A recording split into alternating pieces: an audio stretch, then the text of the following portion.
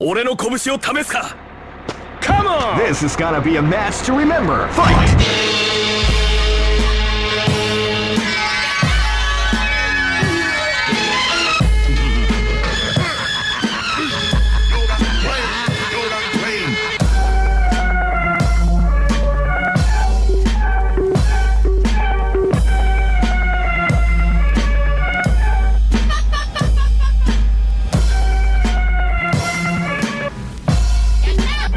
All right, folks, welcome back to another episode of the Slovenly Gamer Podcast. I am your host, Milton, and on this week's show, joining me once again is the homie, the FGC stalwart dude that's been around for a long time, my friend and yours. You often see him, as a matter of fact, you've been seeing him commentate more frequently on the Nick Tanella stream. And he went from playing everybody's favorite Smiley dance hall DJ, literally and figuratively, yeah, right, to now playing everyone's favorite, you know, Spanish madman, Vega. What? Yeah, that dude's a fucking lunatic. Did you see that like that short movie somebody did about him? The live action one? Yeah, that was cool. Yeah, that shit was cool crazy, man. Clip. It but was pretty good. Now you guys heard his voice. You know who it is. Welcome back to the show once again, folks. Mr. BlaqSkillz, or BlaqSkillz, as he likes to troll motherfuckers. Man, why does everyone just blow me up with that? Now I can't play online, like, enjoy the troll. Like, everyone knows now I get friend requests now because everyone keeps saying that. So I come home and turn on PS4 and there's random friend requests from people I don't know. I'm like, man, you keep saying it on stream. People trying to add me now. Yeah, right. The fun is over. Before we get started with our conversation today, I just want to take a couple of seconds to give some shout outs, because for the previous shows, I wasn't able to do so. So this week I'd like to give a shout out to the homie that came in to Wednesday Night Fights last week, all the way from Texas. The homie Shoegazer Jimmy. He comes out of Texas. That sounds familiar, actually. Yeah, really cool dude. He has like these crazy, he collects fight sticks. So he gets like all these custom made fight sticks. Yeah. And if you follow him on Instagram, you'll see him. Like, as a matter of fact, when he came out, Azad went nuts because he had like a custom made bison fight stick. Yeah. Dude, that shit was godlike. Like, that dope, bro. Yeah, he's like, dank, bro. That was dank. That was dank, bro. King Dankalicious. Team dank, bro. Yeah, right. Another shout out to Miller Time, aka Killer Miller. Mm-hmm. Tanya, one of the dopest Mika players, always inspiring. I love watching her gameplay. She's just a dope individual. Her, along with Sharon, they run the Super Turbo stream and the tournaments every Wednesday Night Fights. You should definitely check them out. Yeah, ST dope people. Dope. Yeah, dude, ST is so much fun. ST yesterday, I was so hyped. You know what's so funny? Like, after like I played, like, you know, I was finally convinced. I was like, you know what? I'm just gonna fucking play some ST, whatever. And Cole, our mutual friend Afro Cole, fucking embarrassed me with Balrog, that bastard. Yeah, you do that. You know, like, I just like it made me remember how much fun ST was. And I was just talking to another homie, which I'm giving another shout out right now, Andrew, aka Mystic Namja. Yo, he was there last night too. Dude, he was playing. I know, we were texting back and forth, and he was telling me how much fun he was having with the game. And him, you know, we were talking about kind of like comparing it ST to 5 and what we're having more fun with. And I was just like, even though I enjoy 5, there's a certain amount of fun nostalgia that I have when I'm playing ST, and it's just pure unadulterated fun. There's nothing to it. ST just, I mean, it isn't. It is what it is. It's just ST. Yeah, like you can't even put it into words. It's like, it's just ST. The shit is just fun, and it's amazing. Like, I died in one combo. You're like, hey man, ST, dude. It's the only game you'll get body like that and not even be mad. You're like, I mean, that's what happens. Yeah, dude, that's exactly how I felt. Like, I was just like, of course, like that's just gonna happen. But shout out to that crew, you know, that Super Turbo crew, Super Turbo Love, really good peoples. Man, there's like a wealth of shout outs I wanted to give. But Trouble, Eugene. Yes. Eugene. Shout out to him as well. Also wanted to give a shout out to, once again, my homie Outlaw Sean. I don't think I recall, and on the last episodes that I gave him a shout out for this, but he hooked me up with some killer vegan donuts, man.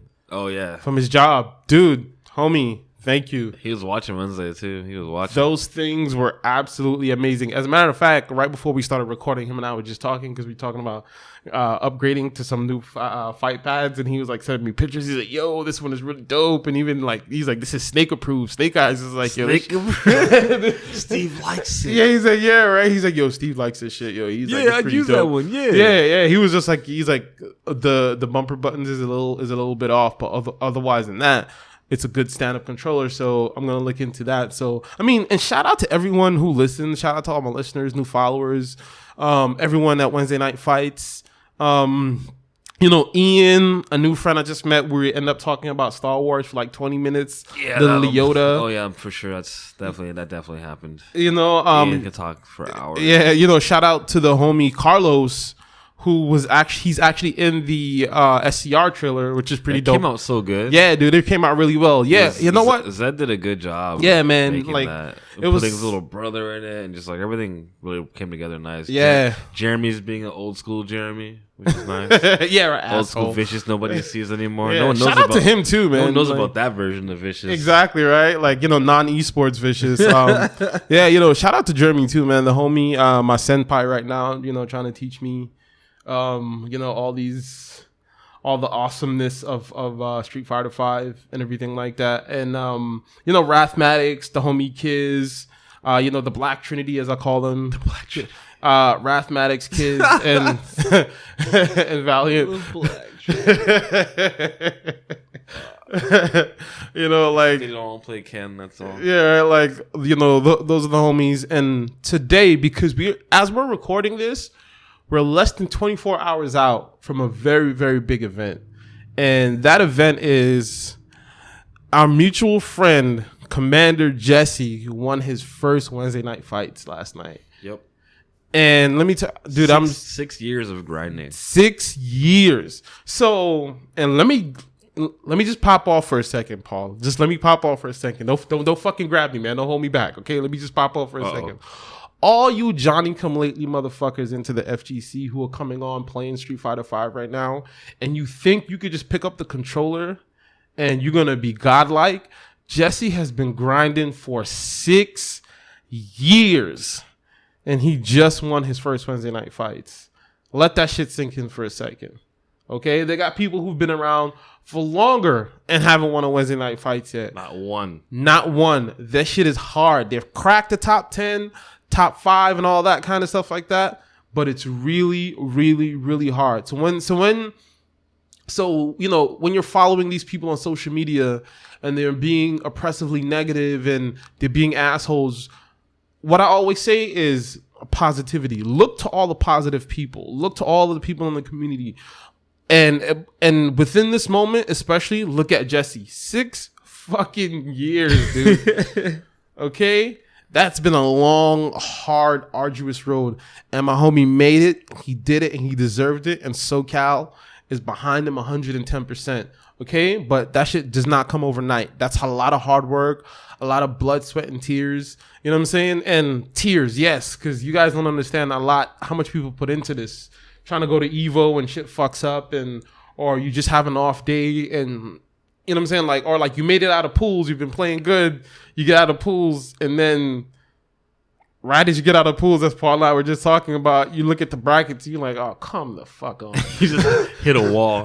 You know what I'm saying? So everyone that's beaten you the past 2 years is like in your way. And you're exactly. Like, it's got to be today or not. Exactly. Exactly. So, you know, no matter what facet of life you're in, don't give up. It takes time. It takes, you know, it takes patience. It takes practice. You got to keep at it. And especially in the FGC, this is more, you know, pertaining to the FGC in terms of Jesse's success and his growing fame. It's a lot of hard work. It doesn't happen overnight. So stop bitching and moaning about the fucking game. We all deal with it. Let's play. Let's hit that lab. Let's communicate with each other. Let's talk. When we find tech, we discuss it, and that's how we learn, and that's how we grow as a community. Don't stop listening to people who do nothing but bitch about games, okay? And apply that to life, man. Exactly. That's what I'm saying. Like, it's not just about the FGC. That's life in general. Keep pushing, keep fighting, keep doing it, okay? Like, stop with the negativity. Don't let negative people influence you and fuck up your flow. You see, Jesse has a group of people around him, not only and also the larger community in general, but a core group of people who are always positive, always pushing him. And, Team Dankalicious, Team Dank was there. You know what I'm saying? Team Dank was there. Unfortunately, I couldn't be there, live in the flesh. But, I gave the homie a shout out, and he knows I have a lot of love for him. And I told him when I see him, I'm going to give him a big, massive hug because I'm really proud of him, man. And he deserves every single second and every single moment of shine that he's getting right now. Like, he deserves it all. And, homie, good luck on your way to Brooklyn. Because I think, what is it, next month? Brooklyn beatdown, yeah. Yeah. I tried to get into that online a few times. It's hard. Yeah, dude. Hard. So, he's making it to Brooklyn beatdown. So, make sure you go on to his Twitter at Commander Jesse. It's CMDR_Jesse. Show him some love, man. Tell him Slovenly Gamer sent you. Tell him Milton sent you. Send him some love. And, he's just an awesome dude. And that's the end of my rant and my shout outs. I'm done with that. You know what's good about that? You said that is that last night we were talking about, because you know how they have like the thing where you can bet on the players, the matches or whatever, the stream thing. Mm-hmm. So you can see who does it if you're watching the stream. You can see who's betting on what. And there's a few people that we won't name, a few select players that frequent Wednesday night fights that actually voted against Jesse to lose in grand finals. Like, no problem. And when he won, all of a sudden they messaged him, "Oh yeah, man, good luck, you deserve it, like good job." And it was like, yeah. So and he saw that, like, because Arlia, shout out to Tom, Mr. Trelaire, blew that up. Yeah. He actually tweeted the people that were doing that voted against him, and were like, "Yo, get bodied." Yeah, exactly. So Jesse saw that, and he got kind of upset because when he sees them, they're like, "Oh yeah, they support him," but like really, they just they like to see the chaos go down. Exactly. So he was upset for maybe not even maybe I want to say 15 seconds. He was kind of upset about it, and then Tanya said the same thing you just said. Where she's like, "Well, I mean, look who's around you though, like those are people that matter." He's like, yeah, you know what? That's all that matters. Like, people that like that actually support me, like they're here. Like, none of the people that were against him were there. Exactly. And it's like, well, that okay. See, and that's that. Excuse me for using the verbiage of our time. That's that fuck boy shit. Oh my god, what? When you're online and all of a sudden your Twitter fingers or your chat room fingers and all that shit like that. And let me say something too about that, because Miller is the homie, and when she gets on stream sometimes dudes pop off when they talk shit. I put money on it. Any one of you motherfuckers in the chat room that talk shit on Miller, I put money up right now, money match, and I'll back Miller that you can't fucking beat her in the first of 5. Yeah, no, hands down. Okay? Especially if it's ST. Yeah, so any one of you clowns... I'll drop like a whole bill on that. Like. So any one of you clowns online popping off and, oh, she's this and she's that. No problem. Put your money where your mouth is, okay? Like, stop, chat shit, get banged, okay? That's what they say in Brixton in England, okay? Chat shit, get fucking bang wanker. If you got the stones, come out to Wednesday night fights. I'll put the money up. $100 or better. Okay? First to 5. And trust me. Is that official? Right trust me. And people know me. I'm good for it. First to 5, $100 or better. First to 5, the homie Miller will take you out. So cut all that, man. It's about positivity. It's about the love. It's about spreading the love of the community. The community is growing, and that's what we need. The community is gonna grow because of love. It's not gonna grow because of negativity. You said you're not ready, son. All right. So I'm done. I'm done with all that madness. Like, let's go on, man. That was godlike. I'm done with all the foolishness. So I should interview you for this podcast. I should. Right. So these mother. So you say that He's like, let me tell you something. But how you been, homie? It's been a while, man. Like, a lot has happened since we last sat down and actually really got to talk. I think last time we spoke, was 5 even out yet? It probably just dropped, right? It just dropped. Right. I hadn't even really gotten to explore it yet. Exactly. At that point. So now we're 7 months in. Yeah. It's been out for a while. Yeah. So the first thing I want to know, I got a couple questions, but one of the first ones would be is, what are your thoughts on Street Fighter V now as it stands? 7 months in. From what perspective?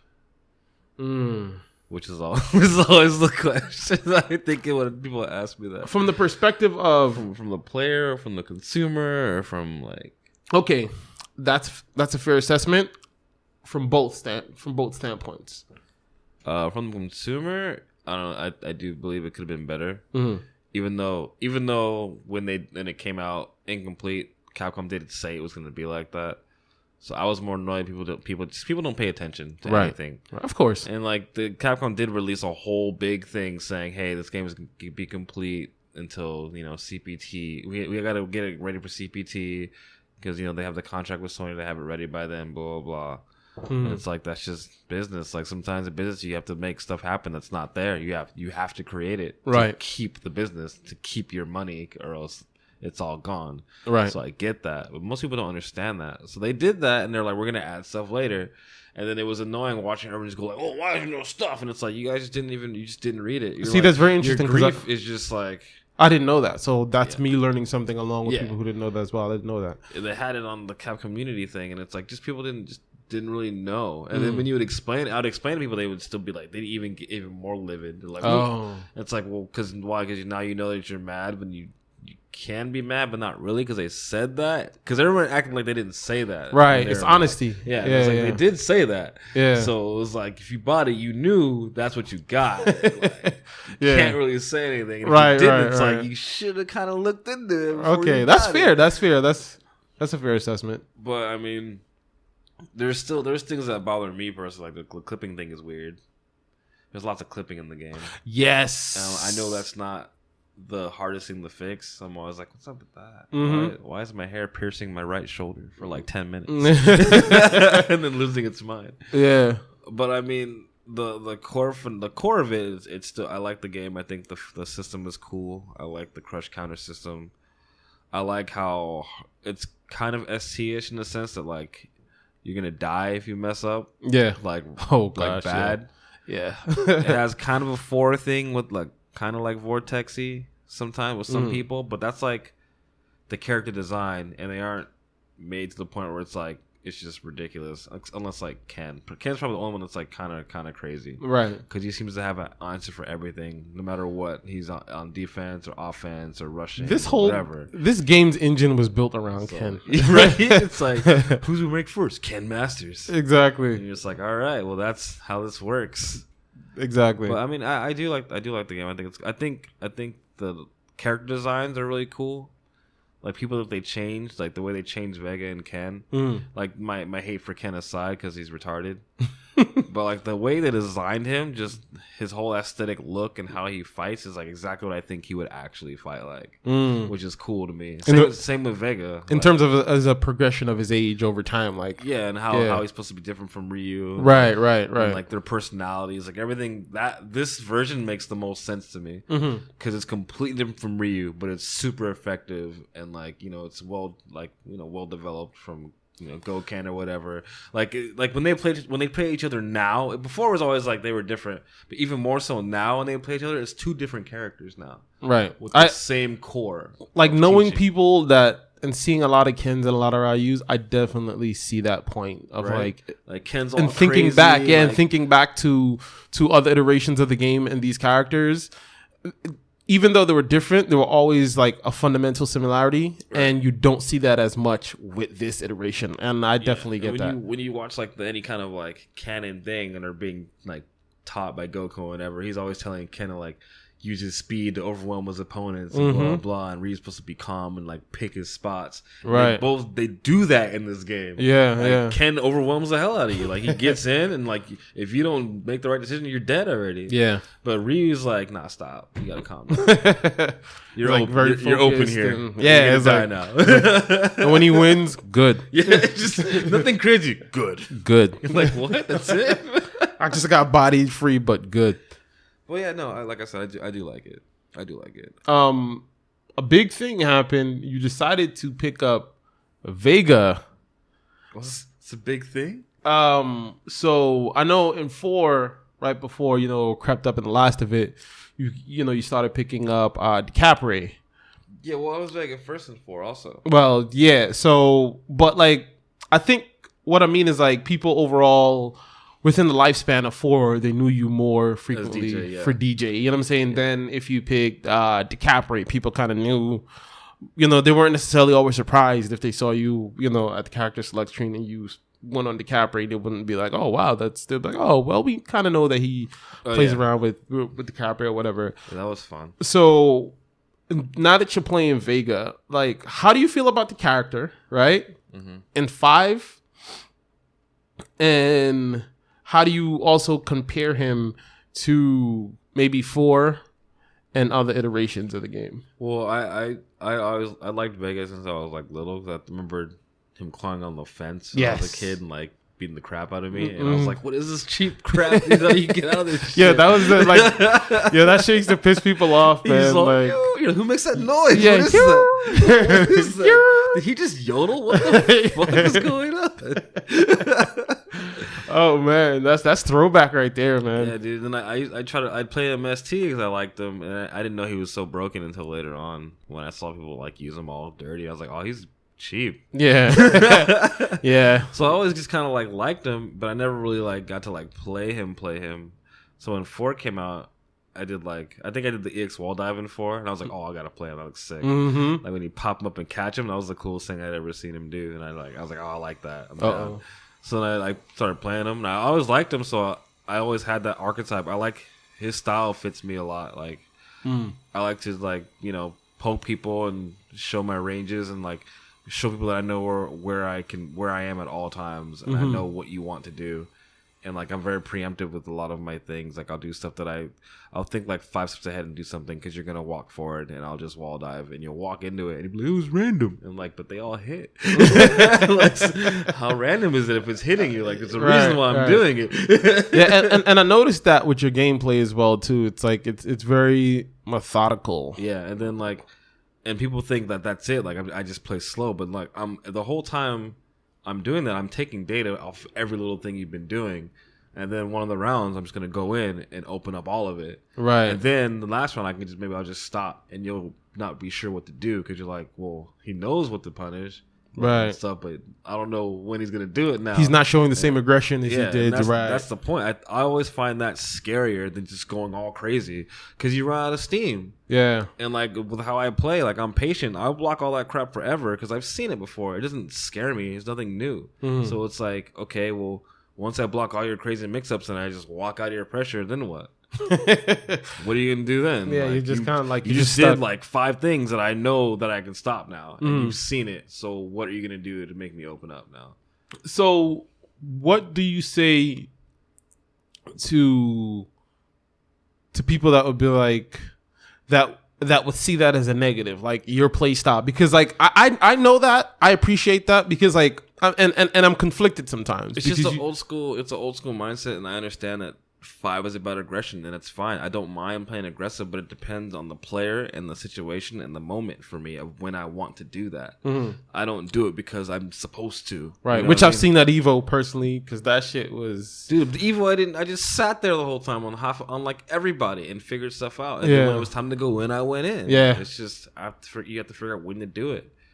And then some people play like nuts, and it's not worth going in because they're mashing all the time. It's like, so you're gonna get hit with random stupid shit that I don't mind poking you to death. It adds up. Yeah, like, I do like a couple medium punches that do like crap damage. Sure, but it's annoying. And then you jump and you get roundhouse crush countered. Now that's like 40% damage. That's almost half life. That's a lot. And I haven't done anything yet. I haven't actually done anything. I'm just poking. Yeah. So it's like I haven't even started playing yet. Yeah. And it's funny because when you put it in terms, in just basic mathematical terms like that, that's quite scary. That's a quite scary person to go off against. Like, because you'll be playing against someone that does that, and you're like, you feel like nothing's really happening, but you're like, but I'm losing. Yeah. Like, what is that? And then you look up at your bar, you're like, what the fuck? Yeah, I think that's what, like, in every character that has rushdown, if you play like that, I think it's way worse. It's like, if I played a patient Ken that I knew could do all that crap, I'd be terrified. Right. He was just sitting there. And I'd be like, I don't even know when he's going to go off because Ken can do that whenever he wants, and he's outfootsing me. Right. It's like, what do I do? Because I'm scared to tackle. Yeah. You know what's so funny? It's funny because like I get that online a lot when playing Mika. I feel like soon as the match starts, generally people like immediately backdash. They're like, Yeah, they didn't want to deal with it. They're like, you know what I'm saying? And you can see they're like nervous. And like, for example, the Laura that I faced last night, she would backdash. She started like, we went like 3-4 times. She backdashed and then she would do like that Oki kick. Mm-hmm. And when she backdashed, I saw it. So I went in for the jump and the fucking tip of her foot clipped me and she caught a crush counter. So I was like, oh, okay, that was me. I fucked up. But immediately right after that, and I readjusted and just playing more aggressive ground game.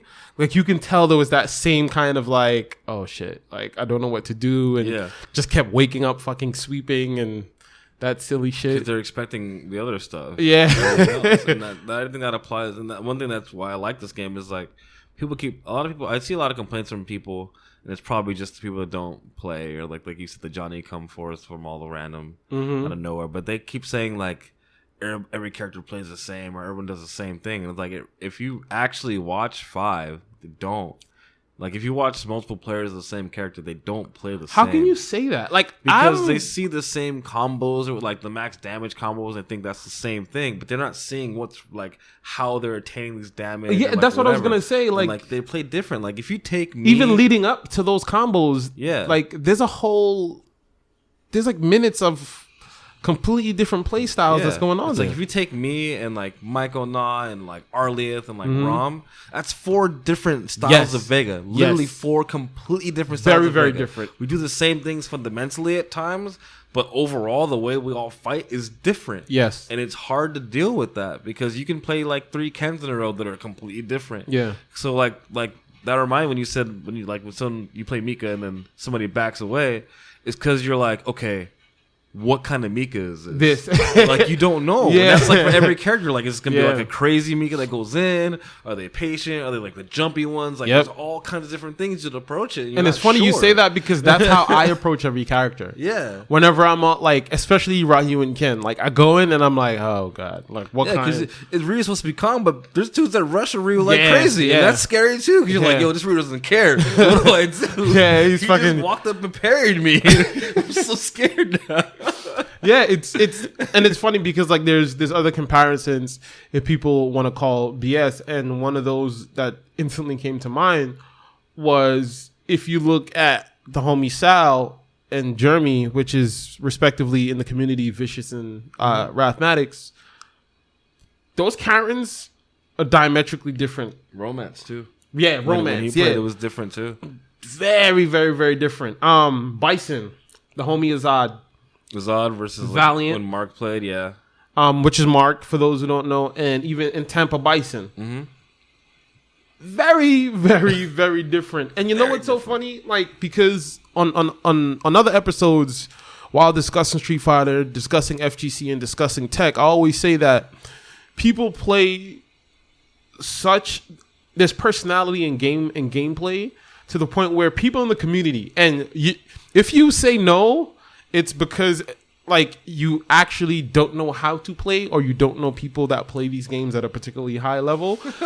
Because many times we'll watch the screen at Wednesday Night Fights, and there won't be a name, and we won't even look at the competitors area. We'll just look up, and you'll be like, "Oh yeah, that's such and such." Yeah, you'll know. You'll just know. Like, "Oh yeah, that's such and such." Like you just know from the style. Like he does though. It's like, "Oh yeah, that's his shit." Like that's his setup right there. That's the bullshit that he likes to do. Yeah, you know what I'm saying? Like everyone has their thing. It's like so. Yeah, but continue because like that's a very valid point that I love to hammer across because I see a lot of that on the interwebs, and people are like, "Oh, the game is ass and it's this and that," and I say the same thing. So I'm glad to hear someone like you reiterate my same emotions of like, well, you probably don't know how to play, you just don't know what the hell you're talking about, or a combination of those and things. then like you can't say that because then people get all butthurt and like get mad, but it's like it's true. Like there's so much more going on that you're just not seeing at the moment, right? And you just have to really pay attention to what's going on, like. Because half the time you listen to somebody, if you listen to a character is one thing, but you can tell when you listen to the character or the person that's playing the character. Yep. You can be like, "Oh, I'm good against Rashid," but you can be good against Rashid, but you can't beat so and so's Rashid. Yeah. Like, "Oh man, I can beat everyone else Rashid, but Vaez." You know what I mean? Like for some reason he just gets me. It's like because it's fine. Who, was it Goichi? What was it? Oh, the Japanese Rashid. Yeah, yeah, he's godlike, dude. Goichi is a Chun. You're thinking Gachikun. Gachi is it? Somebody out there gonna probably screaming at us. But first attack, he took first attack. Took first attack was Goichi. That was the Chun-Li. No, it was the Rashid player, man. I'm pretty sure he lost. No, he won. I don't remember anymore. Yeah, I'm yeah, pretty sure he lost, it was Goichi said he was gonna win the whole thing. I remember him beating everybody because he was like a young kid and he used Rashid and it was super hype and stuff like that. And like those examples of that, like watching and like it's crazy because he trains with Momochi, if I'm not mistaken. And like the reason why I want to give like a comparison is like because at a high level, because he plays Rashid at an extremely high level, you even see the difference at that peak optimal level. Because you look at somebody like Valle and then you look at him, did stuff that I haven't seen people do Rashid yet. I was like, whoa. He has some stuff I hadn't seen, and I was like, that's new. Dude, you know what's so funny, man? Like, and I want your opinion on this because, you know, continuing on the same topic of everyone's being somewhat obsessively negative about the game. And yes, I have my issues too, especially experiencing the clipping, and I'm experiencing a lot of offline lag right now with the game. But I always think back, and whenever I bring this up, people generally tend to kind of like be like, oh yeah, and do that like that oh yeah face. And it's 4. I'm like, yo, when 4 came out, that shit wasn't, I was like, stop trying to play like you got short memory. Because when 4 was out, people were like, man, this bullshit. And everybody was so upset. And it took a while. Like, how long did it take? Like, because you're out here in like the mecca of it all. Like, how long did it take before people actually started to be like, okay, we're enjoying it? Maybe like 3 or 4 years. If anything. Thank you. And it's been 7 months. Yeah, people like to like, I don't know if it's just the new age, but everyone likes to bash everything before it gets started now. And it's like, dude. They have this expectation that they don't deserve to have, and because they first off don't know anything about the actual thing. They just have something about it they want that's not there, and they go, oh, it sucks then because it doesn't do what I wanted to do. It's like, you didn't fucking make it. Yeah. Like, if you wanted to do what you want, go make the fucking game. You know what? And then it's like, I guarantee you can't make the game. Exactly. And I think the best representation of that was a tweet sent out by none other than the man himself, Alex Valle, in reference to Jury. Remember, we had a conversation about this outside Wednesday Night Fights, like maybe like two weeks ago or something like that. Everyone said Jury sucked. Yeah, and like Valle was like, no, but it was like one specific person in his chat was like talking shit on Jury, and Valle was like, are you qualified to make that assessment? Oh yeah, exactly. Yeah. And the person was like, oh, but she still sucks. Like, the only comeback you didn't have a proper intellectual breakdown or assessment, a tech assessment of this character. Your only assessment was like, she sucks. And I love that Valle was like, well, maybe you suck. And that's literally how I feel about most people who talk shit about this game. And right so now. many people don't want to say that to people because it's like, you don't want them to like get all upset or like, yeah, definitely. Because some people take it too serious and like they'll leave the community like, oh, you don't listen to me or something stupid. And it's like, dude, like, you have to be aware whether you know something or not. It's not like it's a bad thing. It's like, sure, you can think a character sucks, but like, you gotta hold that in. Like, I'll see a character and be like, oh, I feel like that character sucks, but I know I don't know shit about the character. I'd be like, it looks like it sucks, and then I'll find someone that actually fucking plays it and play them. Like, no, it doesn't suck. Maybe I don't like the design or something or whatever. Yeah. But this character doesn't suck. They said the same thing about Ken when the game first came out. Yes. They said Ken was garbage. Yeah. And I'm like, what the hell are you people talking about? Because people don't know what the fuck they're It's talking like about, week man. 1. Like, yeah. it takes so long for a character to open up completely. And I feel like, and I feel like, due to the perspectives of everyone at locals, and I won't say people online, I'll say, when I say locals, I mean a local that I attend pretty frequently, and that's Wednesday Night Fights, because it's people like you, Jesse, Valle, everyone there, Azad, like, Dr. Stans, Paul, Sal, like everyone, we have conversations about these games. And I think it's because we're constantly talking, we're constantly trying to discover things about the game, and I think on a subconscious level we all understand that we're in the same position of like, we don't really get it yet, but we know there's a lot here, but we just don't get it. Yeah, I feel like that's why at locals, there's so much more positivity than there is online, because all you like, especially those people who follow people who just make YouTube videos but don't go to locals, like not for nothing. I'm not like, why would you, like, seriously, like, just intellectual, like, why would you listen to somebody like that?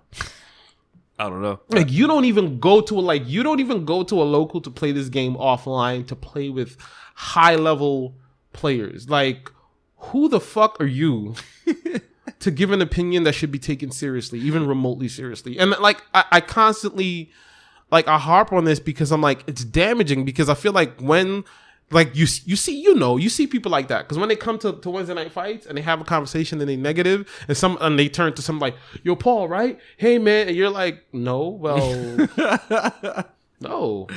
Like, and you start asking them questions, and then you realize, like, wait, you don't even know what the fuck you're talking about. Yeah. Like, you don't even know tech. So, like, someone did that to me maybe, like, I think 2 Wednesday night fights ago. I remember what it was. It was have you been following Super Arcade at all? Mm-hmm. So you saw the last post where Watson was like, yo, like, pretty much you're just building it now. Like, I got it. Mm-hmm. Just waiting for it to open now. So that had just dropped where he posted that, where he was like, it's going to open. Like, he got it. And then someone was talking about it in, like, a little circle I was in. Mm-hmm. And they're like, well, Watson can't even get the arcade open, blah, blah. And I was like, what are you talking about? Did you see his post? He was like, well, I read, like, the last blog. But, like, you know, it's never going to happen. And I was like, first off, I'm going to stop you now because you don't know what the fuck you're saying. You didn't even read the new one, so why are you even commenting? Exactly. Like, but I was, like, mad. Like, I felt bad later, but it instantly pissed me off. Yeah. I'm like, why are you just spouting out an opinion for no reason? Mm-hmm. It's stupid. And then even worse, it's like, you're completely wrong. Like, I was like, he just dropped that he has it. I even said after, I was like, he dropped that he got it. It's just a matter of opening now. He actually got it. Exactly. Through. And he's like, And I was like, yeah, why would you even just shut up? Yeah. Exactly. And, like, and do you, you know what? And, like, that whole thing, how it connects to the FGC and, like, people being negative in terms, you know, as it relates to Street Fighter, is like, people just like to talk because they like to fucking talk. Like, and you know what hurts the community a lot? Top players being negative about stuff. Yeah. And I think because we're not used to some kind of exposure like that, people aren't aware of how much their opinion matters to people that and don't, it influences the masses. Don't come to the community that want to. Mm-hmm. It's like, okay, since you brought it up, let's speak on that, because it was a recent short article that the homie Chris Bond. Okay, shout out to Chris Bond. Yeah, man. I actually took a picture with him at Evo, dude. Like, I love that dude. That dude is chill. He does great pictures. Dude, he was super busy, and he actually took time to, like, stop for a second and, like, take that. I think he took my Choco Blanca picture. Really? I think he took that. Yeah, man. That, like, you know, shout outs. You know, definitely shout outs to him. You know, FGC photographer and, you know, reporter, writer, and all that awesome stuff over at PvP. Now, he did a recent article with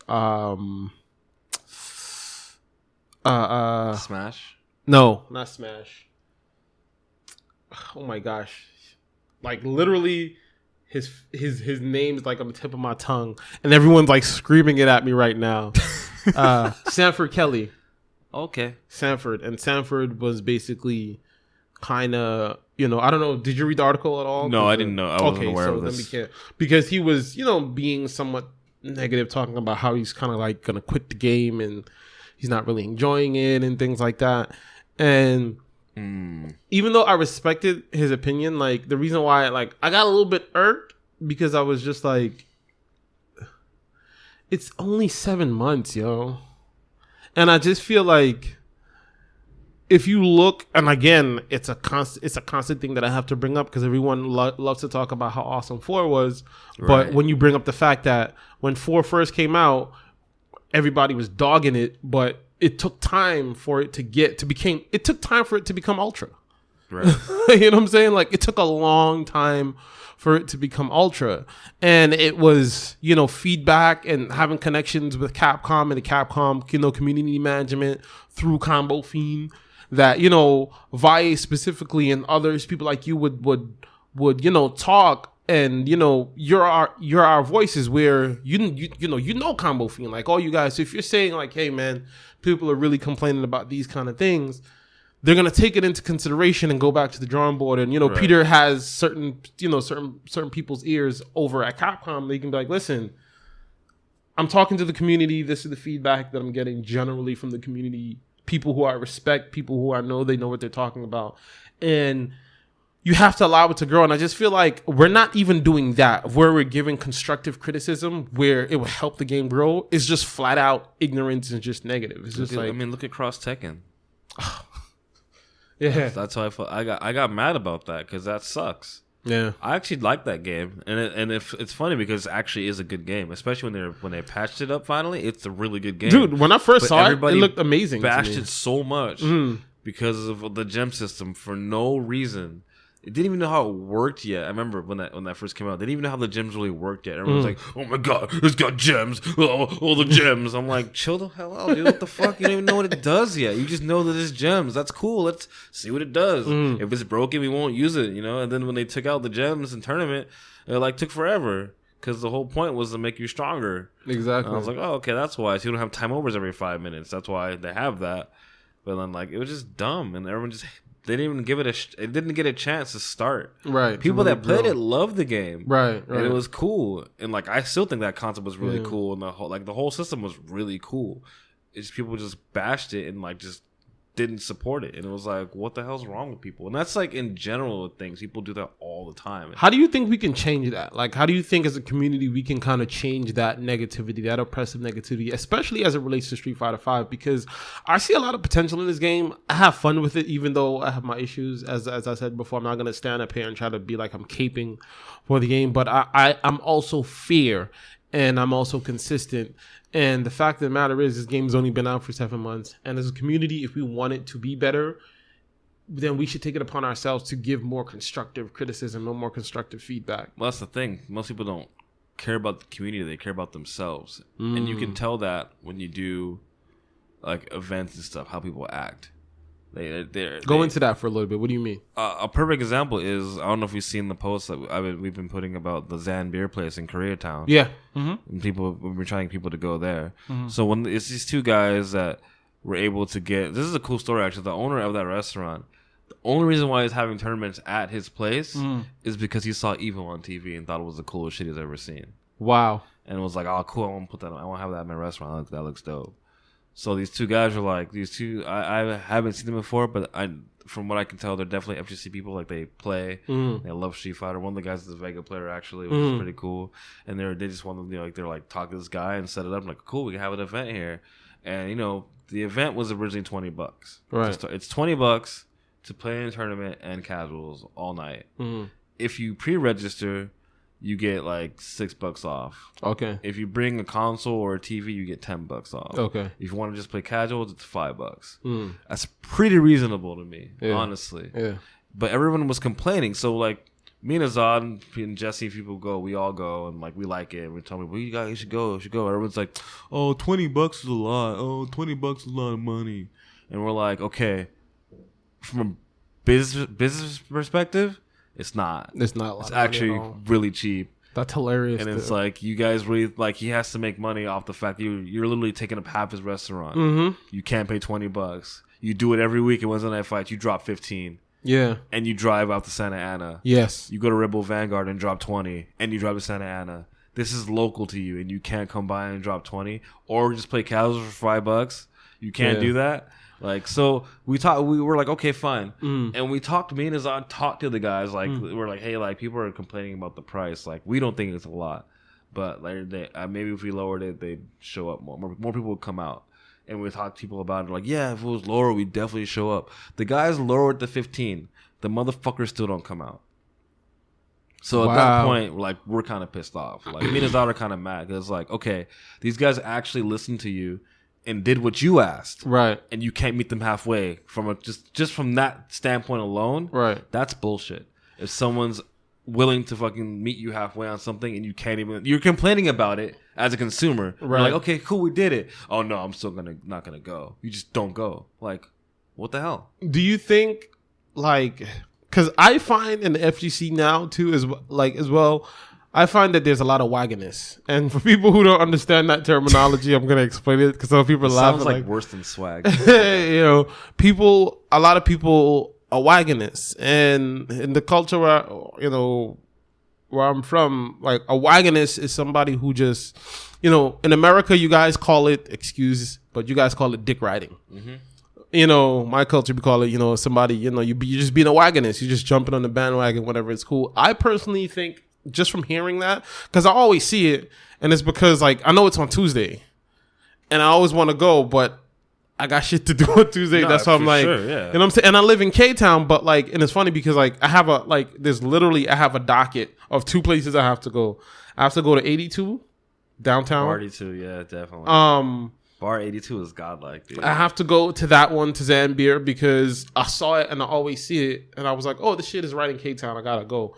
So I promised myself, hopefully, depending on, you know, adulting life, but this coming Tuesday, I'm gonna make it my business if I can clear my schedule and enough time in to go down there, because I also have to go to KO Lounge as well too. That's another one. Oh yeah, KO you know, Lounge. You know what I'm saying? Because I was talking to the homies, to one of the managers over at KO Lounge. Met him after the Vanguard after party. So shout out to to KO Lounge as well too. And I just feel like those kind of people, they're just wagoners. Like they want the FGC celebrities to show up first, and then they're gonna show up. Go. Yeah, because they just wagoners. They're not going to play. They're just going to just wagoneer. They just want to stand by and watch and take a selfie with this person or watch. And you know what I'm saying? Like I don't mean to be mean. No, I really do mean to be mean. I'm totally lying. Yeah, I mean to be mean. Like they're wagoners. Like that's what they are. They just.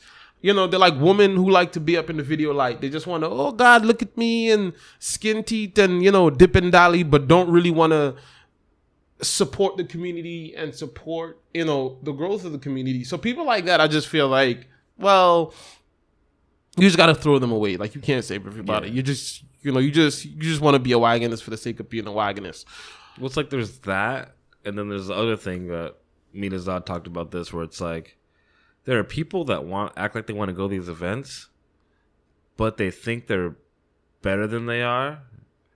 And then when they're in the reality, they're not. So they don't want to go and just donate to the pot. You know what I mean? They look at it as like, I'm not going to go if I'm not going to win.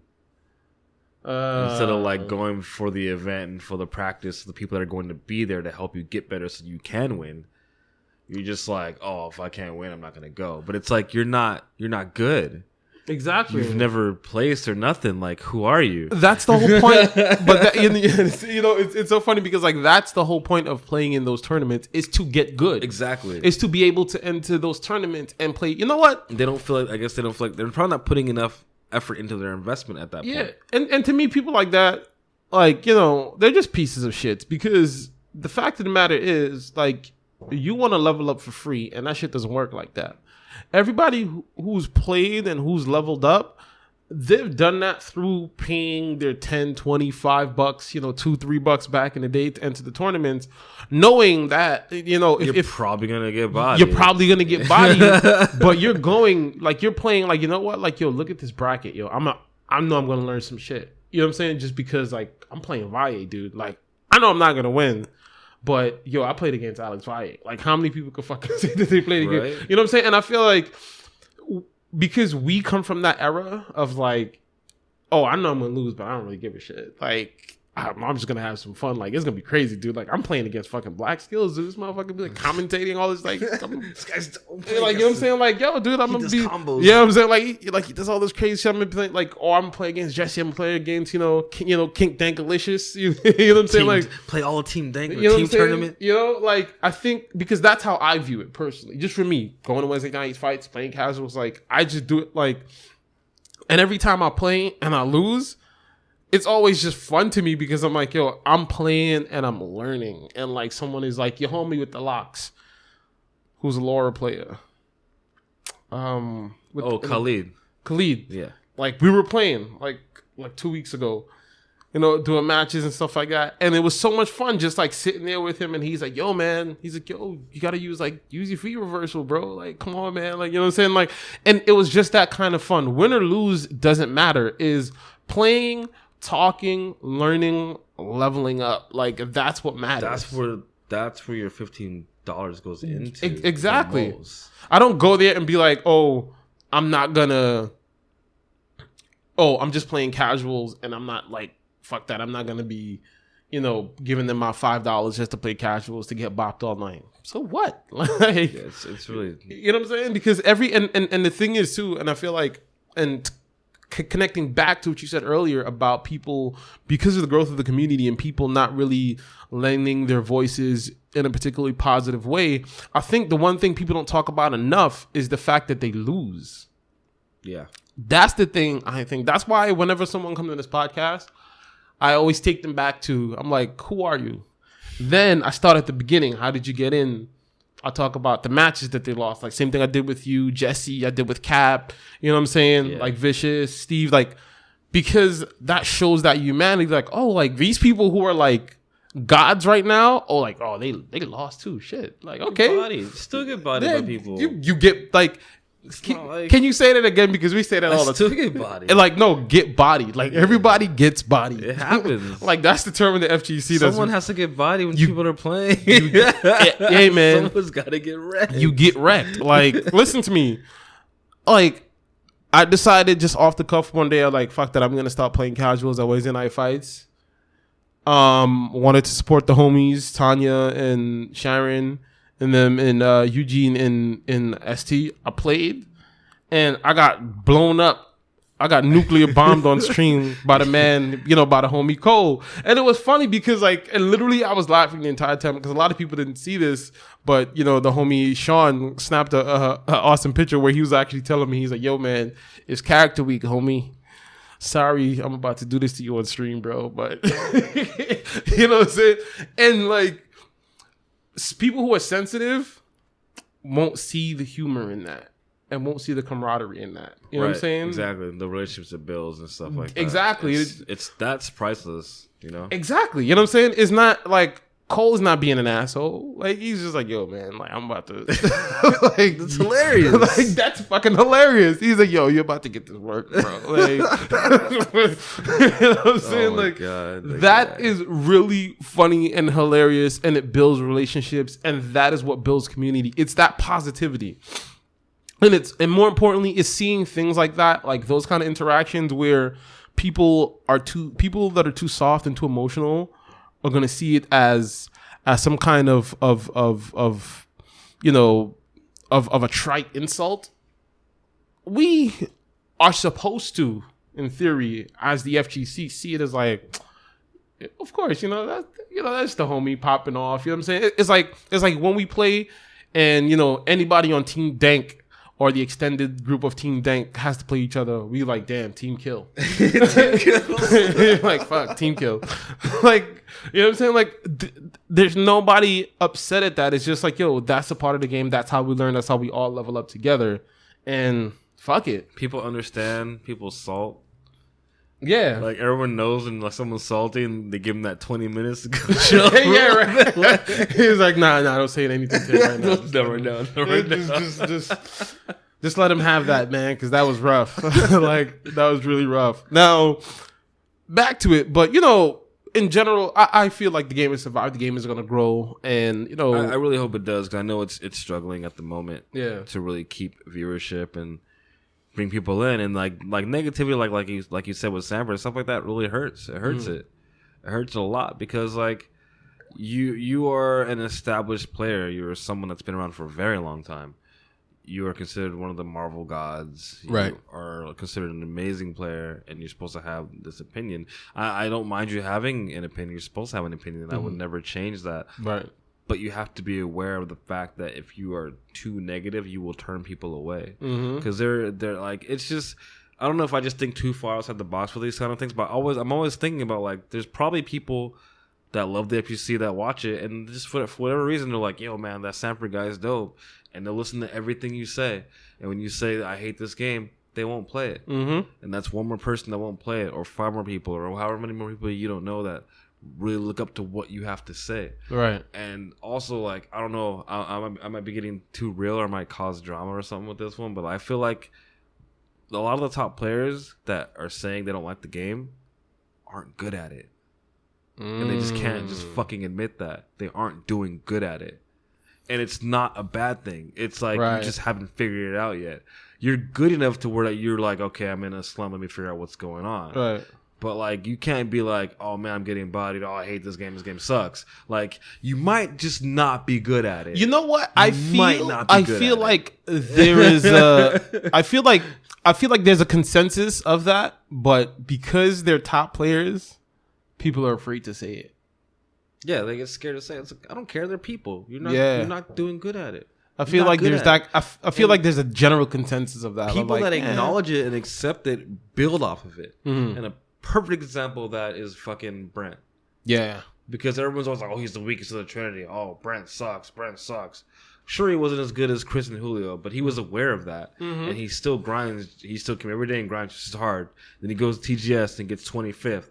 Everybody can shut the fuck up. Mm-hmm. You know what I mean? Like, he went to Japan and did work. Like, he's not bad. Right. So it's like, you guys are just stupid. And he's not letting it get to him. He's staying positive and he just fucking grinds. And that's why I respect him a lot for doing stuff like that. It's like, it's hard because people like look at you and they just like to tear you down.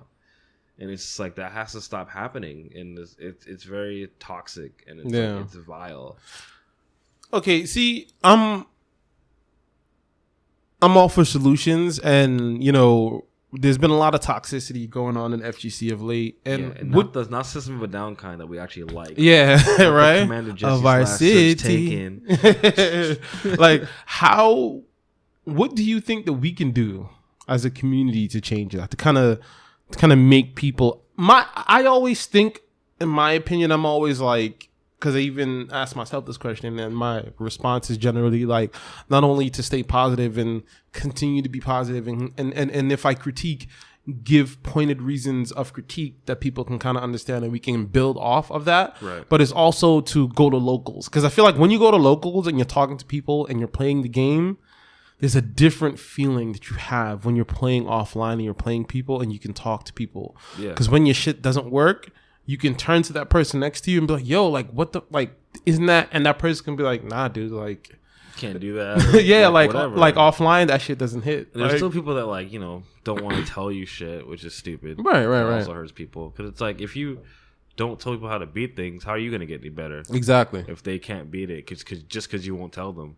Exactly. What happens when everybody else figures out how to beat it, and then you're just like, "Oh, my tech doesn't work anymore." Like, you need to be telling people how to beat your shit so they can find counters for it, and then you go another level. Right. And that way, it just builds, and that way everybody gets really good. Right. You can still stay above people. You know what I mean? If you're good enough, you're still going to be beating these people. Like, it shouldn't be like, if I tell him they're going to beat me. That should never be a thing. It should be, he's going to get harder to beat, but I should still be able to beat him. Right. And if he beats me, he's earned it because he's put in the work. All right. So 2 things. First, I want to make sure, like, we clear that. So do you agree it's like along that same path of like communication? Definitely. And also go into locals as well? Yeah, I don't think we do that enough. And I think the communication we do have is usually toxic or negative towards each other. So positive communication to be more. I mean, look specific. at a stream and see how many people like hate on a player for no real reason. Yeah. For no reason. And like, this is like well-known players that just talk shit. Like, people forget you can go to the archives and watch the stream and see what you say. I've caught people saying kind of horrible shit about me when I've been playing, and I'm like, cool. And I just remember it. Yeah. And I just don't talk to them anymore when I play. I just don't really go out of my way like I used to. Yeah, you're just like, I just don't talk to them. It's like a different person when you're at home, I guess. I don't know how it is, but I told you that's that Twitter fingers. I'm a virtual warrior kind of shit. It's like you know what's funny to me? It's like you can't really get punished for it, I guess, in a sense, and it's just like it's dumb because all these top players now have the power to propel this community to a positive light, and they aren't really doing it. They're more also looking for like, I want to get sponsored and do this and that, and that's cool too. But like, if you want this esports thing to work, you have to start doing that. You have to brand yourself, right? Like how Ripple's doing with Snake Eyes. You know, like they're branding him as more than a fighting game player. You know, like they're making him a teacher. Yeah, they're making him a documentary that he's just a regular ass person that just did some hard work and got some shit done. Like they're showing how humane it is to do this. Like it's not a big deal. It's just a cool thing you can do, and if you work hard, you can be really good. Right. But people don't want. They just want to they want to hold on to the top, and not let anybody else in. They want you to get good, but not better than them. See, but you said the poisonous word though. What? Hard work. Oh yeah, that's right. No one likes that. Yeah, that's like poison. That. That's poison right there. Yeah. Hard work. What? I gotta work. Get the fuck. Like, what do you mean I gotta work? I tried to teach so many people that don't realize like I can tell you everything, but you have to go fucking do it. You got to do it. You have to go do it. Yeah. You can't be like, oh yeah, that's unsafe. You should punish that, and you're just gonna magically do it because I told you. You have to practice it, and then like people will do that, and then I'll play them again later, and I'm like, I can tell they haven't practiced, and they'll bullshit. You're like, no, I don't know, I always miss it. It's like you haven't been practicing it. It's not that hard. Like, you can't dragon punch punish a block normal. Fuck out of here. You haven't practiced it. It's not hard. Yeah, it's funny because like whenever like if I get busy or if I practice and I don't get to practice how I want and the amount of time I want to, I always feel it when I play again. Yeah, because it see happens. And I'm like, fuck, like I gotta practice. You'll drop it in tournament. Oh, you haven't practiced it, and like you can't get mad because you're like, I should have practiced. Yes, that. I know. I usually drop that shit. That's absolutely. Oh gosh, that's true. Like there are combos I won't use because I dropped them still. Like I don't feel like I'm not feeling it to try that right now. Right. Like type shit. But to go back to what you were saying earlier, to touch on that second part of your statement. You're talking about everybody sharing information to level up. And I feel like that's why Japan is on such a high level. Like we do it, but it's in clicks. Yeah. It's like in clicks. And I feel like it's still not like a giant thing. Yeah. Where everyone's like, how do we do this? As opposed to Japan, that shit is like, they want you to get better so then they can get better. That's literally ingrained in the culture, in everything in their life. Yeah, so Brent, what's funny? Brent was talking about that because they all went to Japan. He was talking about like just being there. You could just like feel how that was a whole thing. Like the respect is just all over. Like, they'll teach you. He was talking about the trash can thing, which I loved. That was his biggest thing. No, I didn't. Well, because you've been there, so he said the trash cans were like few and far between. Oh yeah. He was like tripping because here they're all over the fucking place because Americans are lazy and they won't they can't make it past a corner without throwing it on the floor. Yep. But like in Japan, you'll wait because everything's so clean. You don't fucking dare. Because you live there, you don't dare throw. You respect the city. Yeah, dude. There's a restaurant, and it's like that just says so much. There's something that we don't adapt that well to as people over here, and I don't understand why it's not hard to do it, but people refuse to. People just want to. Like I said, people are just selfish. There's a restaurant that I used to go to I believe it's in Hokkaido. It's been a couple years. And let me just preface this by saying I lived in Japan for those who may or may not have known. But there's a restaurant there that's fully automated. Whoa. There's no people in there. And it's one of the cleanest restaurants you'll ever see. It's called the automatic diner. In English, that's the translation. So if you Google Who cleans it? The people. When they eat, they throw their stuff in the garbage and like they don't. And then like a crew comes in later on to like take the garbage out. But like the actual throwing stuff away and wiping out, like people do that. And that's a part of the culture of like, yo, we share this. Like I'm not gonna fucking eat at this table and leave shit nasty on this table. Like I'm gonna take my. Dude, the place is spotless. Like, that's awesome. And I've eaten there on multiple occasions, so it's not like a one-off. And I went, and then it's like, and there's like utensils in there. There's a bottle opener. Damn. That's like there, and it's not attached to the machine. By the way, the bottle opener isn't attached. It's a freestanding bottle opener. You buy your Coke out of the vending machine. You open your Coke. You take the bottle cap. You slide it into the receptacle, and then you just hook the bottle opener right back onto a hook on the front of the machine, and that's it. In the U.S., somebody would steal it. People fucking steal a bottle opener. They steal it for no reason. Yeah, for no reason. But that's like, and that's the culture, and that seeps into every aspect of their lives. And in reference of what we're talking about in terms of gaming, that's a thing of like, there's not this thing of like, of course people are excited to be like, oh wow, I'm playing, Momochi or whoever, like these, but there's like also a thing of like, you're just a gamer, we're gonna play, and they'll teach you because they know when you adapt, then they have to level up as well too, because there's a fundamental understanding that if you get better, I'll get better, and that's what we're missing. You can only get so good by yourself. Very few people can just grind on their own and get godlike. Yeah. I can name like 3 people that can do that. one of them did at Evo and he got 9th, but no one remembers. That's the homie, dude. Right? Yeah, that nigga didn't. He just sat in his room. That dude. He did not go out. He just played in his house and just learned everything he could by himself. He consulted with Ryan a few times. They played a couple times, like, grind some sessions, but like that was all him. And he just blew his way to 9th, and you're like, what? And he deserves another shout out, and that's the homie Kenneth Pope. As a matter of fact, his new name, I'm gonna say it, and if anybody can get in touch with Kenneth after he comes out of his bat cave, dude, it's impossible. let him know that, you know, he's been spoken about a couple times in the Slovenly Gamer podcast, and he's been given a lot of love because we hung out at Evo. Because I haven't seen, like, the last time I saw him after I saw him at Evo, like before Evo was at UGC. So that goes to show you how long. Wow, and he went like twice to that. Like, that's crazy. That was the last time I saw Kenneth, and yo, Kenneth put in work at fucking Evo, dude. Like, that shit was crazy. Do you know what's funny to me? And this is like, I gotta talk about this again because, like, people may not have known, like, his name. People were like, who the fuck is Kenneth Pope? I thought that was hilarious. But and it's funny because, like, we all knew, like, everybody in SoCal was like, yo, that's but everybody else was like, who the fuck is Kenneth Pope? And we were like, yo, that's not, like, he's gonna, and you know, we kind of took umbrage to the way he was kind of treated, kind of like getting taken off stream a couple times, and we thought that wasn't cool, and we kind of felt like, I don't know, 50-50, like, it shouldn't have to be that way, but if they knew who he really was, that wouldn't have happened. If he had used his name, yeah, it wouldn't have happened. It wouldn't have happened. It wouldn't have happened. And I just, because I swore, like, not, I didn't hear, but I think someone else was closer, heard someone was like, or like, kind of like, who the fuck is that? I was like, oh, like, and asked the question, like, is he even sponsored?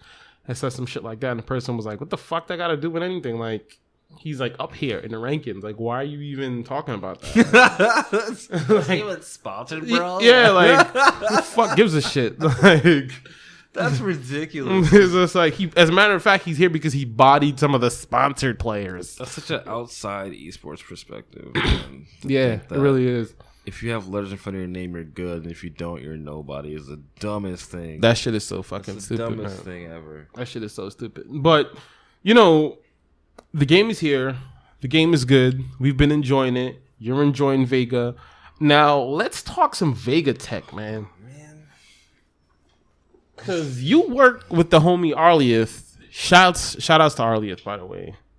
There's actually like a little Vega Facebook group of like me, Arlieth, and Rom, and Tempest, San Diego Vega, and Chris King. And like every now and then one of us will post a video or just say something random in the chat and we'll like break it down. I think Mike's in there too. I think Michael Na's in there. I don't know if he's still there because he went to Cami.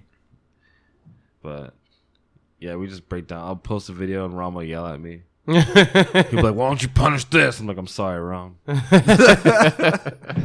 Oh, so that's cool. So like you'll post a video of like you guys match or lost or match, something. And then like everybody will just kind of give critique on, kind of like comment on parts, because like, you know, like I said, that's what's one thing about all the Vegas having, all the players in general, characters having different styles, is they might do something you don't ever think of doing. Right. So you'll be like, oh man, you know, I lost this match, you know? And they'll be like, why don't you try this? You're like, oh yeah, that's right. I never do that. Like, there's things that Tom does that I never do that I should do. I'm always in my head. I'm like, I see him do it. I'm like, I gotta do that. I never do that. He's the same thing to me. He's like, oh yeah, you always land that. I never try it. I'm like, yeah, we should just do more stuff like that. What's the general consensus of Vega right now, you think? I mean, everyone that's still playing him likes him and thinks he's really good. It just takes work. He doesn't have like that conventional, I can just rush your face off just because, like, it's calculated. And like, I don't know when people don't understand. That's why I don't like playing reckless with him, because there's so many holes in what he's doing. A lot of it's like not real. So you're just mashing like a 3-frame jab, you just beat him. So it's like, I don't know. People get away with stuff a lot in 5. And like, I'm guilty of letting it happen too. Like, I'll block stuff that's like not safe and like just not punish, because I feel like it's too late by the time I've thought about it. And I'm like, it's too late. And then I won't when I should just do it. But like, it seems to happen to everyone. Like, I don't know what we need to do to really like ingrain it but I think playing the people that play your character and like just not like asking them like just kind of just throw the video out there and be like, here, guys, check this out. Right. And leave them to their own devices. Don't be like, look for stuff. Just put it out there and be like, hey guys, I lost this match, like, you know, and they'll watch it and they'll see it. Oh, okay, you should try this or blah blah. Or they'll ask you like, hey, because like everyone has a play style, right? Right. Here's one thing that always bothers me is like when people try to critique me about my play style, they'll tell me what I shouldn't do, but they don't ask me why I did it. You know what I mean? They'd be like, you were sliding a lot.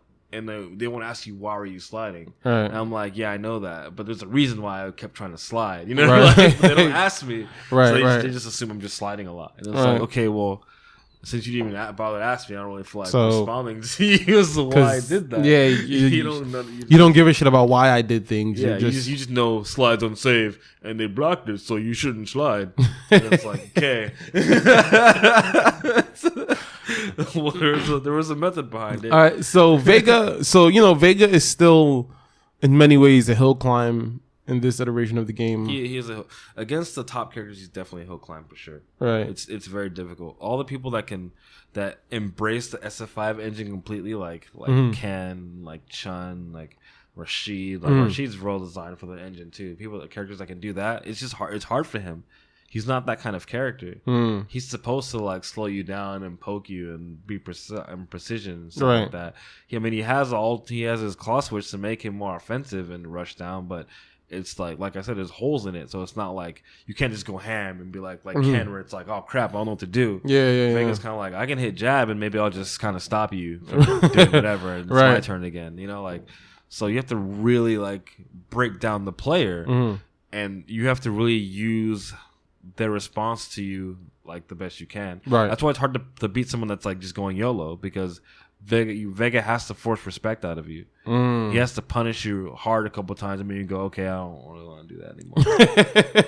Like he has to make you sit there, so you can start command grabbing and think about it. Yeah. So once you start doing that, then you can get a command grab in, and now you're like, fuck, now he's grabbing me, and then you jump and he anti-airs you, like, and that's when it all starts rolling together for Vega. Right. Is because now you're just making mistakes trying to avoid what you think is working. Right. He's controlling everything, even your mistakes.'s controlling that happening, and that's harder to do than just be like, I'm just gonna go in, I'm just gonna V-trigger, and then I'm in your shit. which I've seen you do, but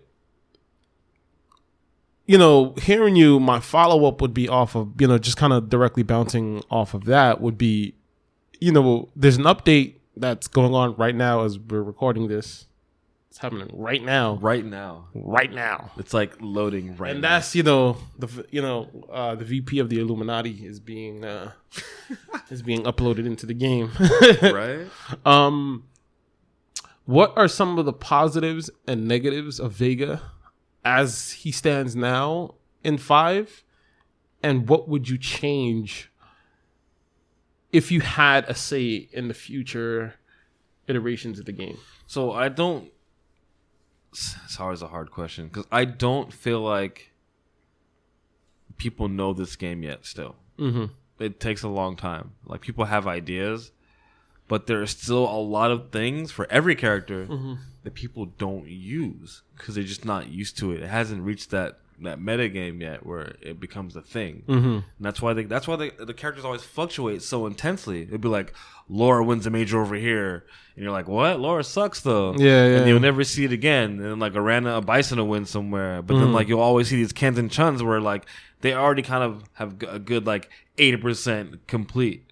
And then like a Laura, I think Laura had been at, I think she's still maybe like at 75% at best. Like, people understand how to use her neutral game and her vortex now, but they haven't really broken down her footsies and spacing completely yet. There's a few people that have, but she's not broken out yet. I think she's a really good character when you play her properly. And that's every character in the game. When you play them the right way, yes, they are really good. And that's what 5 seems to do that no one really notices, because everyone's like, Keith sucks. But if he scares you to death and starts SPDing you, you're fucked. You know what? And I agree with that, because I kind of feel in this game, in this iteration of the game, I don't view any one character as a quote unquote weak character. Yeah, they might not have things that others have that will make them strong off the bat. The reason why top 5 are strong because they have all the essential answers for every kind of situation. Right. But just because you don't have that doesn't mean you don't have other means to be a threat. Like people said Fang was horrible. Fang has ridiculous ass mix-ups. Yes, if you don't he know does. what Fang's doing, you're dead. Yes, he does. Fang is kind of nasty. Like, Like 2 minutes, man. 2 minutes. I'll finish you in 2 minutes. He does that to you. 2 minutes. That shit makes me laugh every time. Take the poison. It's like, are you serious? So, I mean, that's a fair assessment because we were actually talking about that, you know, at the top of the show. Now, I think the worst thing for Vegas is claw mode because you don't get a lot of damage. you said claw removal? Claw mode, just with claw on, you don't get big damage. You know, like you can't combo off stuff at all. You just poke. That's what it's for. Right. So, like, for some matchups, it's like, you know, claw off is better or claw on is better. So sometimes it feels like you can't use him completely, but at the same time, I feel like you have to use both evenly. Yeah, I saw that in the Arlieth match. They were kind of commenting saying that you should take it off so you can kind of because Tom, there's matches where claw off is really good, right, and Tom would be like, I'm claw off this whole match, but I always start with claw first, and then I just kind of roll in no claw later on. Like I kind of switch in between because I think giving both looks it's kind of confusing because you have to account for the move changes when you do that. It's like, okay, well, like if I switch mid combo, then now you know I have a command grab and I can combo off of this and that and that. Right. And now you're thinking about that. Then I switch back. Now I'm back to my range and I can just poke you away. Right. So you're like, you have to kind of compensate for like what he's doing all the time. If you keep that doing fluctuation of If you keep doing that to somebody, it doesn't matter how good you are. Like you have to keep accounting for it. It's another thing. Right. But if you're always in claw off, it's like, okay, well, I know he can beat me in claw off, but at least this is all I'm dealing with right now. Right. So, like, you have to be, I think an even mix is what's going to help him in the long run. Like, he doesn't have good damage. He doesn't have a DP, so he has to deal with pressure. Yeah. But at the same time, if you don't want to do that, don't play Vega. It's one of those things. It's like, you can bitch about it, but then don't play him. Pick a character with DP. Go pick Cammy. Go pick Ryu. Like, get that DP you need. Pick Jury. Like, someone that has that. If you don't feel comfortable having to block, because you have to block people. You have to block all the Ken bullshit. You have to block it. Yeah. You can't guess and try to get him off you. You have to hold that and block it. Make good choices and be smart. And if you don't, you lose. And you have to be able to accept that. And a lot of people don't. They want everything for everything, for every character. What can I have this? Because your character doesn't have that. You just don't. and that's how I feel. Like I feel like every character has, like, and I hate to sound like some kind of like spy movie, a very unique set of tools and skill sets. No, this is taken. You're kidnapping somebody right now. What's going on? Yeah, right. You know what I'm saying? And I just feel like we're not at a position, again, 7 months, people. Yeah, it's still early of where we can kind of deconstruct. And I feel like even with the 7 months, if we used our time more positively, we could have had a lot more information about this game. Well, there are people that are doing that, and it's really good. Like, I don't know if you've seen Javits. No. Okay. Oh yes, you know what? I always see his videos. Always on posting positive yes, stuff. He's always posting different characters, stuff. how to get Shout out out of to him. stuff. Yeah, dude. How to avoid some tech, and like for characters that people were bitching about, like, oh, you can't do anything to avoid this, and he's just like, here's something you can do if this is. Yes, you know, yes. Shout out to Javits keep getting for that, hit man. by Mika's blah blah blah. Try this. Yeah, he's always posting like stuff really, like that is really helpful to people, and it does the other thing too. Like if you didn't know that, you'll see a thing he did for Rog versus Mika, and you'll be like, oh, well, that's his strong. I wonder if mine does that. And then you'll try something. Because now you know there's something there you can work with. Exactly. And it's like all that stuff that's what Japan does. And that's what helps everybody grow. But people here just don't really do it. There's like a few people that do, but people don't really pay attention. Right. It's annoying. Because they want to stay mad. Because they want something They want to stay mad. Yeah. And then some people, like, this is going to be kind of iffy because what you said before about how, like, qualification wise. Yeah. Some people are bad at playing the game, but they're tech geniuses. They know how to discover shit. They understand the game, right? Like at that deep level. Right. They just can't play it. Right. Those people are worth listening to also because they'll be like, "Hey, this is this and this. Right. This should work." and like, you just brush them off and you don't see them get top 8 somewhere. Mm-hmm. I've seen that a lot with people. Like I remember Anton did that to a friend of mine that also played Relento. Okay. His Relento was not as good as Nemo's, but he understood Relento. Right. Anton did not know Relento matchup at one of the SCRs. He was getting bodied by some bullshit that didn't work. Like his Rose could literally just hit him out of it. And he tried to tell him, he's like, hey, you can just hit him out of that. He can't do that. And Anton just did this thing, brushed him away because he wasn't anybody important. It wasn't Chris. It wasn't Brandon. Anybody he knew. Oh, they didn't know anything either. So it was like he was like, it's just some dude, and it's like that guy literally could have helped you win that if you did. And it's funny because he died from that same thing. So he died from the same shit that the random dude was trying to tell him if he had listened to that's him, not safe. He would have beat him because that shit was bullshit. It shouldn't have worked. But some people just do that too. They go, "Are you somebody?" No, okay. It's like, well, maybe he might play the character and know this one thing you're getting hit by doesn't work. Yeah. Because you used the character. You know, like, that's true. You still understand. You know what I mean? Like, you're like, you can't do that. You know, like, that's true. See, but it's different because, like, within that person, if you had tried it, right? And then later on you have a conversation, then you realize like, yo, like I tried that shit. Like, yo, thanks, man. That shit worked. Like, dude, like, because all you have to do is try it. And it could have been a thing where like, you know, he's in the moment, doesn't want to. Yeah. Fair enough. I'll give him that too. Fair enough. But like, if someone's willing that you don't even know is willing to come out of nowhere and be like, hey, dude, like I play Relento that you can't do that. Yeah. Take it into consideration. Yeah. Like you don't know everything. Yeah. Like I don't care how good you are, you don't know everything. You're eventually going to get hit by something you've never seen before. And people can help you avoid that. You should listen. Because I made that mistake too when I was like, and that was because I was salty. I like brushed away someone that was trying to tell me something specific. And what was that? Like, what was that situation? That was 25th anniversary, and I was trying to get in the top 32. I had to play Flow, and I bodied him the first match, and then he came back and he barely took the second match, and I got salty because I missed something. And Andy OCR was like, she came to me trying to tell me that. Only reason why he was hitting me because of where I was spaced, and if I just had backed up a bit, I could have just punished him. But I was like, no, I got it. Like, and I just died. I was like, I was salty.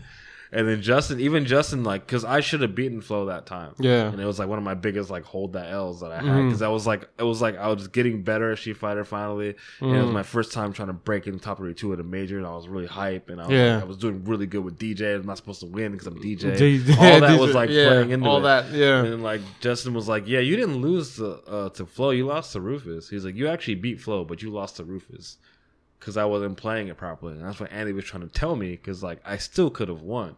But I let it get to me and just like cracked. Yeah. See, I love that too. I love that you told both sides of that story of like someone else and then yourself in that same situation of not listening and like then fucking. And even if somebody known that I really should have listened, you know, it's like Vi, like, hey man, you try this. You're like, go away, Vi, not right now. Like, and like, dude, can you imagine like everybody would just stop and look at you like, like that's really? what people did. Like, what are you doing? It's Andy. I apologized. I was like, I'm sorry, man. I was salty. He's like, no, it's cool, man. I was just trying to tell you blah blah blah. And I was like, he's right. It would have worked.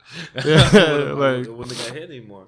Like, do you think that a part of that is we have to, as a community, stop this whole celebrity bullshit to a certain extent? To an extent, yeah, because like I said, when you're sponsored, you become a brand. You become right. In a sense, you become a celebrity, a very low level celebrity at that. Like, because some people act like they're fucking like a movie star. And it's like, no, dog. You go out into the real world and be like, I play Smash. People are like, so. Yeah, like come on, so? Dude. You're known in this community, right? Outside of that, nah. Here's the thing, though. I think like that is still a very dangerous road to trot because you're sponsored, and you're sponsored because of the community, because of your. But I feel, but I feel like if you start to act like that, it can go down for you relatively quickly because then people start to kind of reject you of like, and I think that that's Leffen right there. You know, like that's the first person I thought it was Leffen. Like he acts like that. Yeah, and that can affect how you play, and then shit can start going down for you because now people aren't you're not feeding off that positive energy like you used to, or people showing you that love and like, yeah, man. Now when you walk in, people are like, man, fuck that dude. I'll be fucking lose, dude. That's like what you want, the VIP thing, stuff like that. Yes, like, you know, it's funny because like I wanted to talk about that because Auntie has been showing up. He showed up yesterday and last week as well to Wednesday night fights, which is really cool. Yo, can I just shout out to Auntie, man?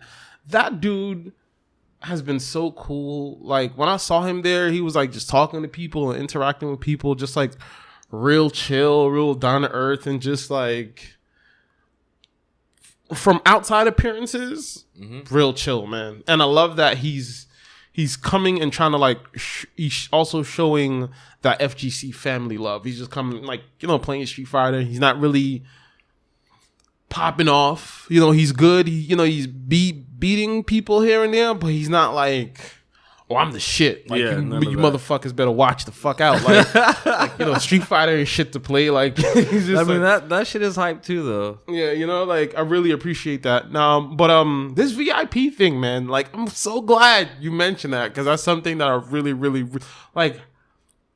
For those who don't know, can you please tell them and then kind of go into your views on the situation? Well, how people have like VIP rooms at majors and stuff. Yeah, I mean, there's VIP rooms now for people for top players, and like they have their own little like bottle sections now and stuff, and you know they don't let anybody else really hang out with them or whatever. Like, you know, it's really like top celebrity status now, and like, I mean, I definitely understand it. Like, I get that you don't want to be bothered all the time. You know what I mean? Like, people always come to you and want you to sign stuff and everything when you're at a major. So it's nice to go somewhere where, like, people can't be like, oh, okay, Brad, and you're like, yo, I'm trying to eat this steak real quick. Like, cool. I don't want to talk about Cammy right now. Like, you know, they're people, too. They don't always want to talk about Street Fighter. Right.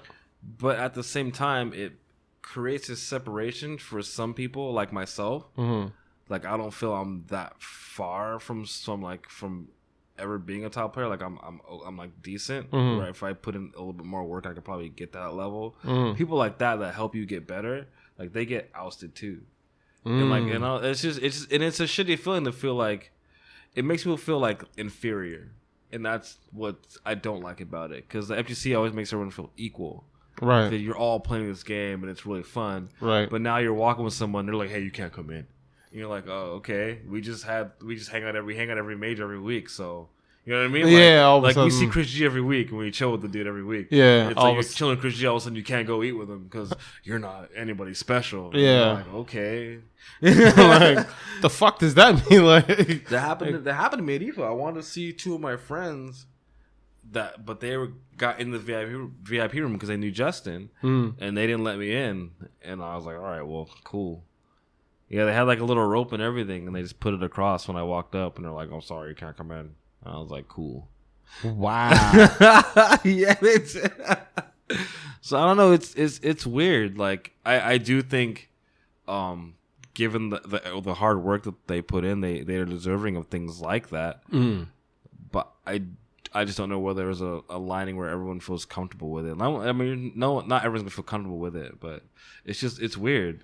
I understand, but weird. I personally feel that's a dangerous road to walk. It is dangerous. That's a dangerous road. I do understand the fact that these people, like even like everybody in general, like myself, I want personal space too. I'm at a major. I don't always want to hang out with people and talk about like DJ or something random. Like that's cool, but sometimes I want to just go chill. And like it's hard sometimes at a major. Everybody knows who you are that plays that game, so it's like it's hard to really like just be like, I just want to chill with like my 7 or 8 close friends that I know, have some drinks and just chill. So like I from that perspective, I definitely understand having a VIP room.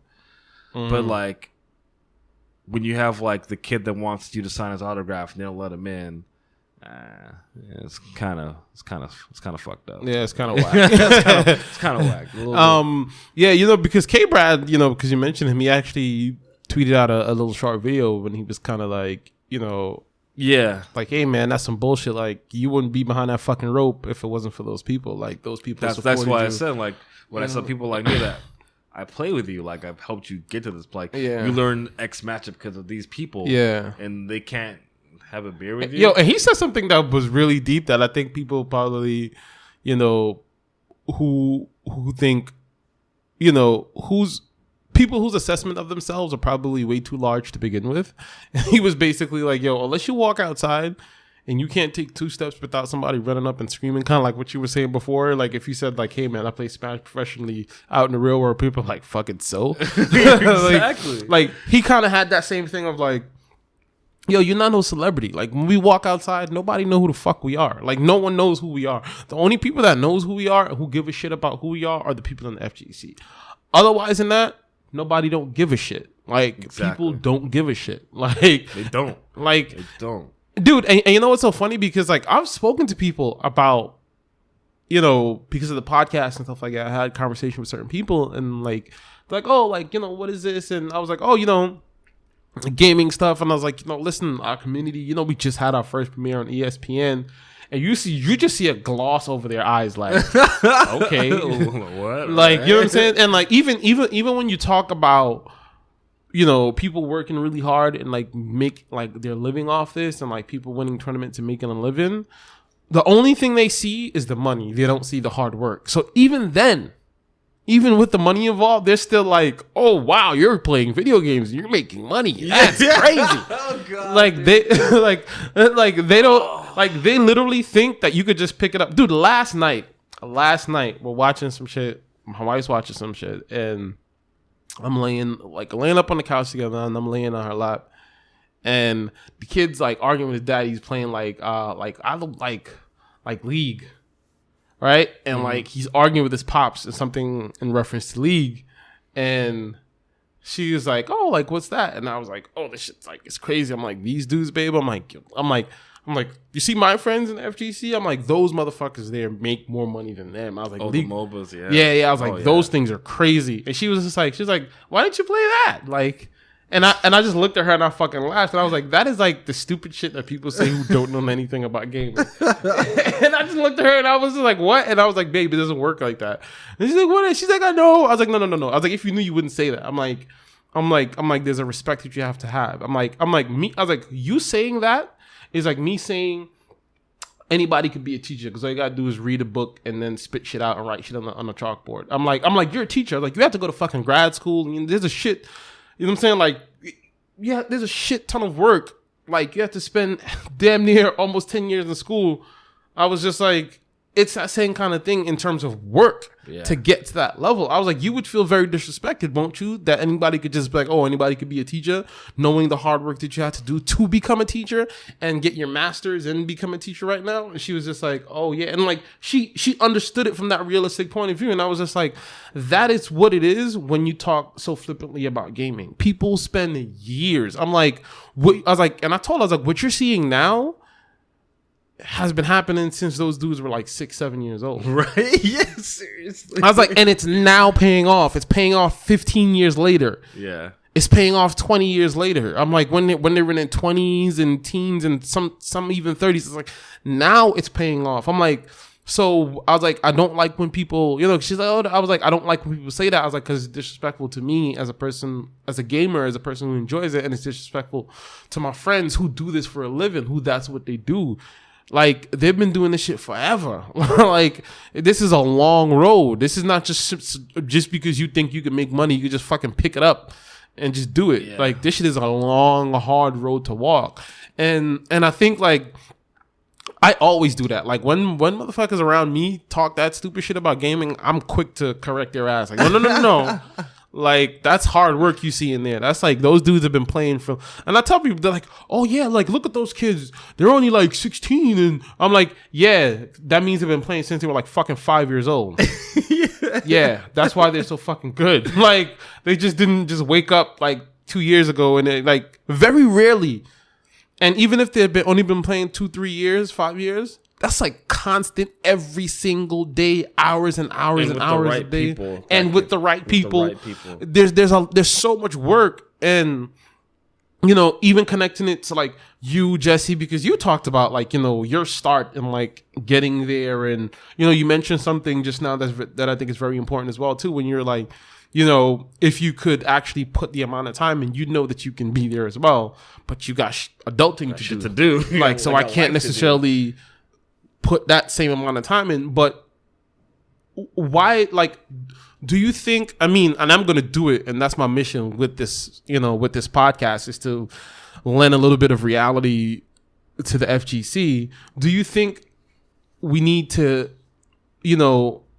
like, have those voices out like that too? Like, yo, man, like, this is a lot of hard work. Like, don't just fucking think, like, honestly, because I think, like, people say it, but it's like that catchy 20-minute Twitter 20-second Twitter video of like, hey, you can do it too, ding. Yeah. And and then they're taking their whatever, like, sponsor check at the back door because they're selling some fight stick or some kind of bullshit like that. Yeah. Like, do you think there needs to be like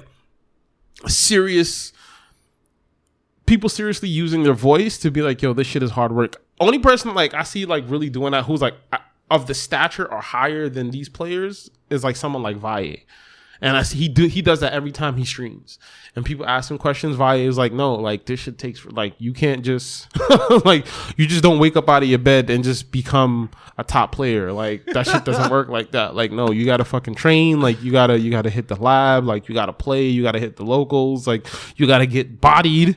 Bodied hard. And like, those are the things. Do you think that we have any, outside of TOs and people who are just managing tournaments and doing things like that, do you think is there any top player that you can look to that you think that can have the stones to do something like that, to have that kind of conversation? Like, hey man, this is truly hard work. And if you want to do this, this is what it's going to take. Yeah. I think Snake could do that. Yeah. I think Red Bull, that's Red Bull's whole thing is that that's why I did the documentary of showing everything, like leading up to his events and when he loses and everything, like keeps it real as fuck. Like, it's not easy. Yeah. And people think it is. Like you said, like how you get insulted. I get hella mad. People are all like, well, I mean, you just fucking mashing buttons. Yeah. So I just want to kick your teeth in. Yeah, it's just like the most infuriating thing in the world. People think like you really just pick up a fight stick and just hit stuff and you're gonna win. And it's like, no, you don't. It doesn't work like that. And then they get mad at me when I say that straight face, like, no, you're not gonna beat me. And they get like upset. They're like, well, what? I mean, it's just a game. You take it all serious. Like, it's not that. I know what I'm doing, and you don't. You don't know. You're not going to beat me. Yeah. Like, you're just not. I'm not gonna go to Kobe and be like, yo, dog, I'm gonna dunk on you. Yeah, right. Like, I'm not gonna do that. It's like, that's not gonna happen. It's not happening in any way, fashion, or form. That's a man that's been playing for like years and years and years to get to that elite level. It's crazy, man. It's really crazy. And you know what, too?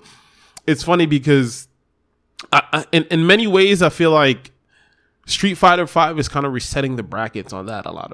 A lot. I said a lot a bit. A lot. I feel like there's people, because we mentioned earlier about the people, top players, who may not be so enamored with the game because they're not doing as well as they right. Yeah. And I feel like they're getting beat by people who are just kind of like they normally wouldn't lose to. Exactly. And I feel like that's where a lot of this is coming from. And I'm like, man, that's all the reason to try to get more tech on this shit and try to figure out like where this game is at. Because there's so much potential in this game that I see. Just on my low level, I see all this potential. And I'm just like, yo, as long as we figure this shit out, like when we get this shit figured out, oh man, this game, people are gonna be like, and I'm gonna be listen to my podcast, listen to episode so and so, or read talking about this exact thing. Saying that exact same shit. Just talking about it. Like you were bitching like 3 years ago, oh, this game is trash, and I was like, dude, you crazy. Like just give the game time, and like, because my opinion has changed too. And I like earlier I was like, oh, I don't know that, but then I was like, no, you know what?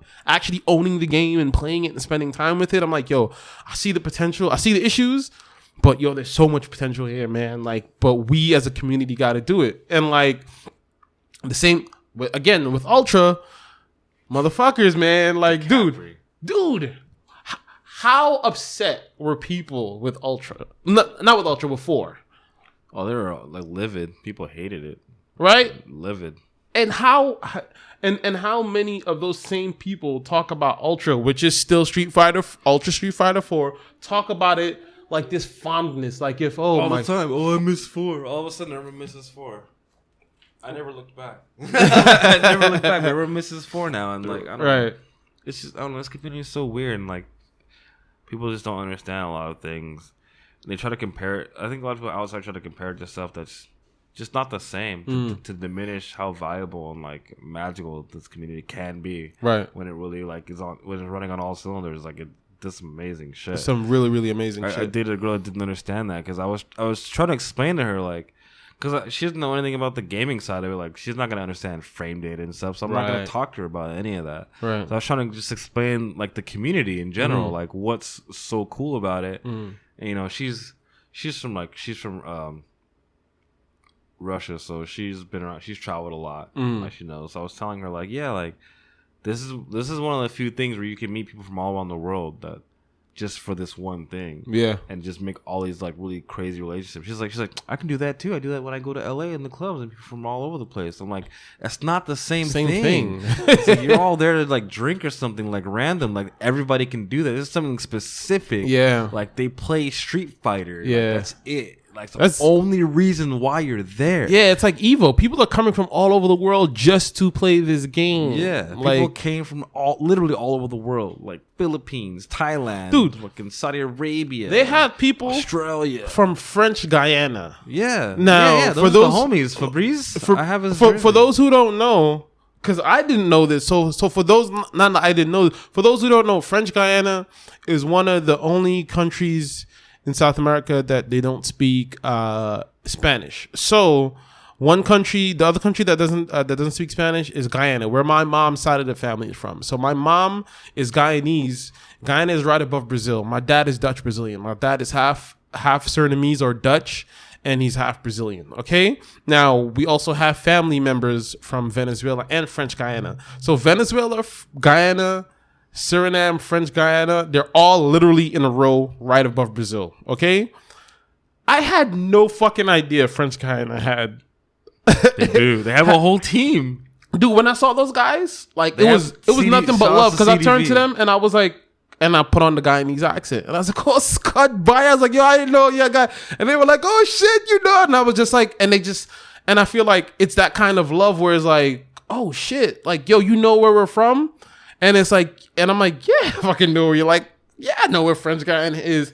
And I think it's like that of like, there's an instant connection of like, even for them within that second of like, man, this is what it's all about. Like we came and like, we came so far and like, look, like we met a dude who's just like, his family is from like around, you know, like from the same area that we're from. And there's that instant like emotional connection. Right. And it's like, it's little things like, yo, and French Guyana is a small ass country, dude. Yeah, it is. And the transfer rate is not good. So for them to come here is very expensive. That's why when the first time they came, I think it was two of them came for the first time. Well, the first time they wanted to go to Evo, they came for the first time.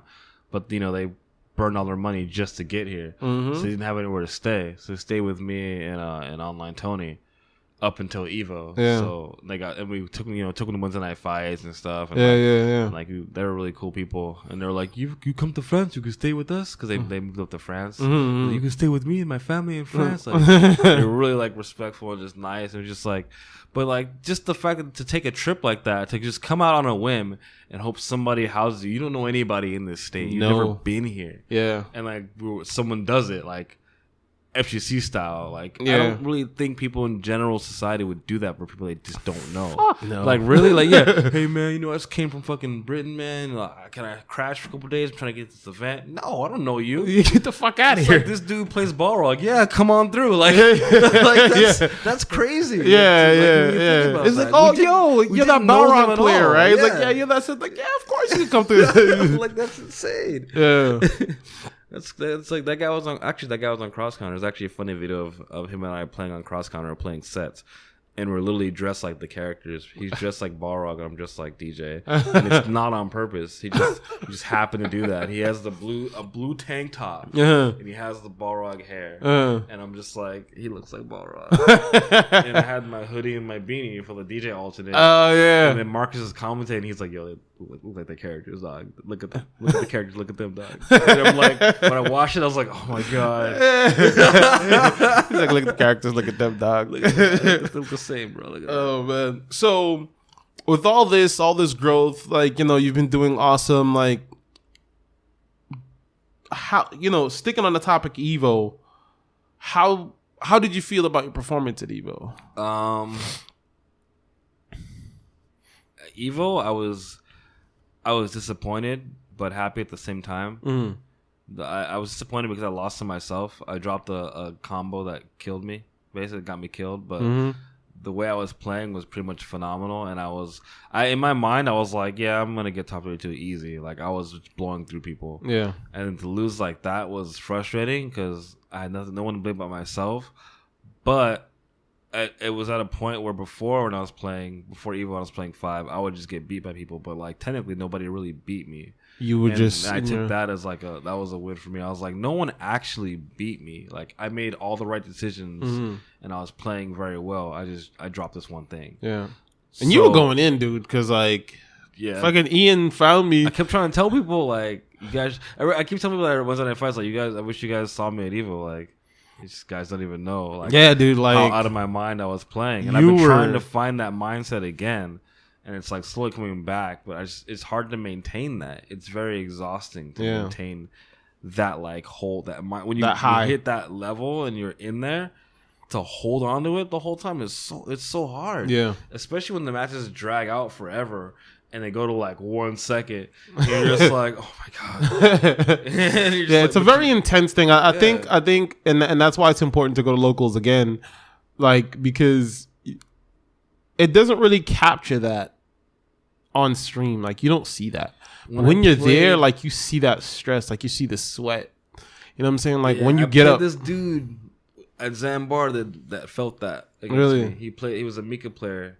And I played like super methodical, patient Vega against him, and every round went to like 20 seconds or something. And after like the first match, he was like, "Oh man, it's so exhausting." And I was like, "Yeah, it is, right?" Yeah. He's like, "Yeah, it's just I feel really tired now." Like, and I was like, "And you have one more to go." Good luck. That's hard. You can't like explain that to people. You have to just like experience that. Yeah, dude. And James Chen always talks about it too because people think it's like it's whatever. But James always emphasizes it because it's so important to understand how mentally exhausting Street Fighter can be. Dude, oh my god. Especially when you're playing against a really good player that can match you toe to toe. Like it's so exhausting. Yeah. it's crazy because like you're there and it's like it's chess, and that's like, you know, earlier, that's how I used to explain the game to people who weren't necessarily familiar with the game. Right, chess. I'd be like, yo, this shit is like, it's like action-packed chess. And I'm like, oh, come on, man. It's that same shit. Oh, it's only video games. You know? It's a little saltier about that. You know? Like, and it's like, yo, and they're like, and what I like to do is I would show people videos, and I'd be like, yo, watch this video. And while you're watching the video, listen to the commentating. And like, I have yet to have one person come back and be like, nah, that's still some bullshit. Everyone's been like, I don't understand it, but yo, that shit was intense. It was hype. Yeah, right? Like, exactly. Just because of like, and I would always specifically say, listen to the commentators. Because I know you don't, well, look at it, but listen to the commentators, because you don't know what the fuck, you don't understand what the fuck you're looking at. So it's very important for you to listen to the commentators, because they're going to explain to you what's going on. And they're like, yo, that shit was hype. And I was like, see? Like, that shit's intense. Like setups, and like, you see how the commentators read, and they're like, hey, like, okay, he's trying to go for this. And you're like, they're like, oh shit, like, is he gonna do it? Like, could he do that shit? Like, and they're saying like, oh no, he slid, but wait, no, punish, but he didn't punish. Like, and your fucking palms are sweating, and you're like, oh shit. Like, and you haven't even played one match. You're just watching it. So imagine the person sitting down there playing. Like, I mean, like, and you see that, and I was just, and this is why we need to again. I know, folks. I know, and I told you guys I'm gonna harp on it. Go to fucking locals, man. Because once you got that sweat on your palms, like, let me tell you something. I've had my controller has been so slippery, dude. I've been playing, man, and I've been like, yo, this is fucking terrible. Like, you know, shout outs, you know, to asshole homie Sean and his birdie. Dude, we've played and like birdie. Just sitting there with like sweaty palms, like this mother, like coming so close, like you know, like getting hit with stupid shit, and then like him turning to me to be like, "Yo, you could just neutral jump that." I'm like, "You fucking tell me after you fucking hit me." I'm like, "You know, you could just neutral jump that, right?" Like, I'm just like, "Fuck you, god damn it!" Like, but you need to jump every time after that. Yeah, and then you get fucking punished. Like, like that is what makes the FGC so fun. That is what makes it, like, whether you win or lose, so much fun. So, you know, you performed. I thought, you know, you were a little bit disappointed, like, but I saw you go a little bit ham at Evo. You're back at Wednesday Night Fights. SCR is coming up. What's next for you, man? And what's your hopes? Oh man, I'd love to go to SCR and like break top 16 or something. That'd be nice. I know SCR is always like bleak because that's probably the hardest major. Yeah, because it's just like a big ass Wednesday Night Fights. Yeah, featuring internationals. Yeah, that's literally what it comes down. And I think to. like Hatani and them are rolling through. Goichi so and them are rolling through. You have pretty much everybody Wednesday Night Fights that's gonna be there, which is just like that's already just like, oh man, the struggle's real. It's gonna be hard.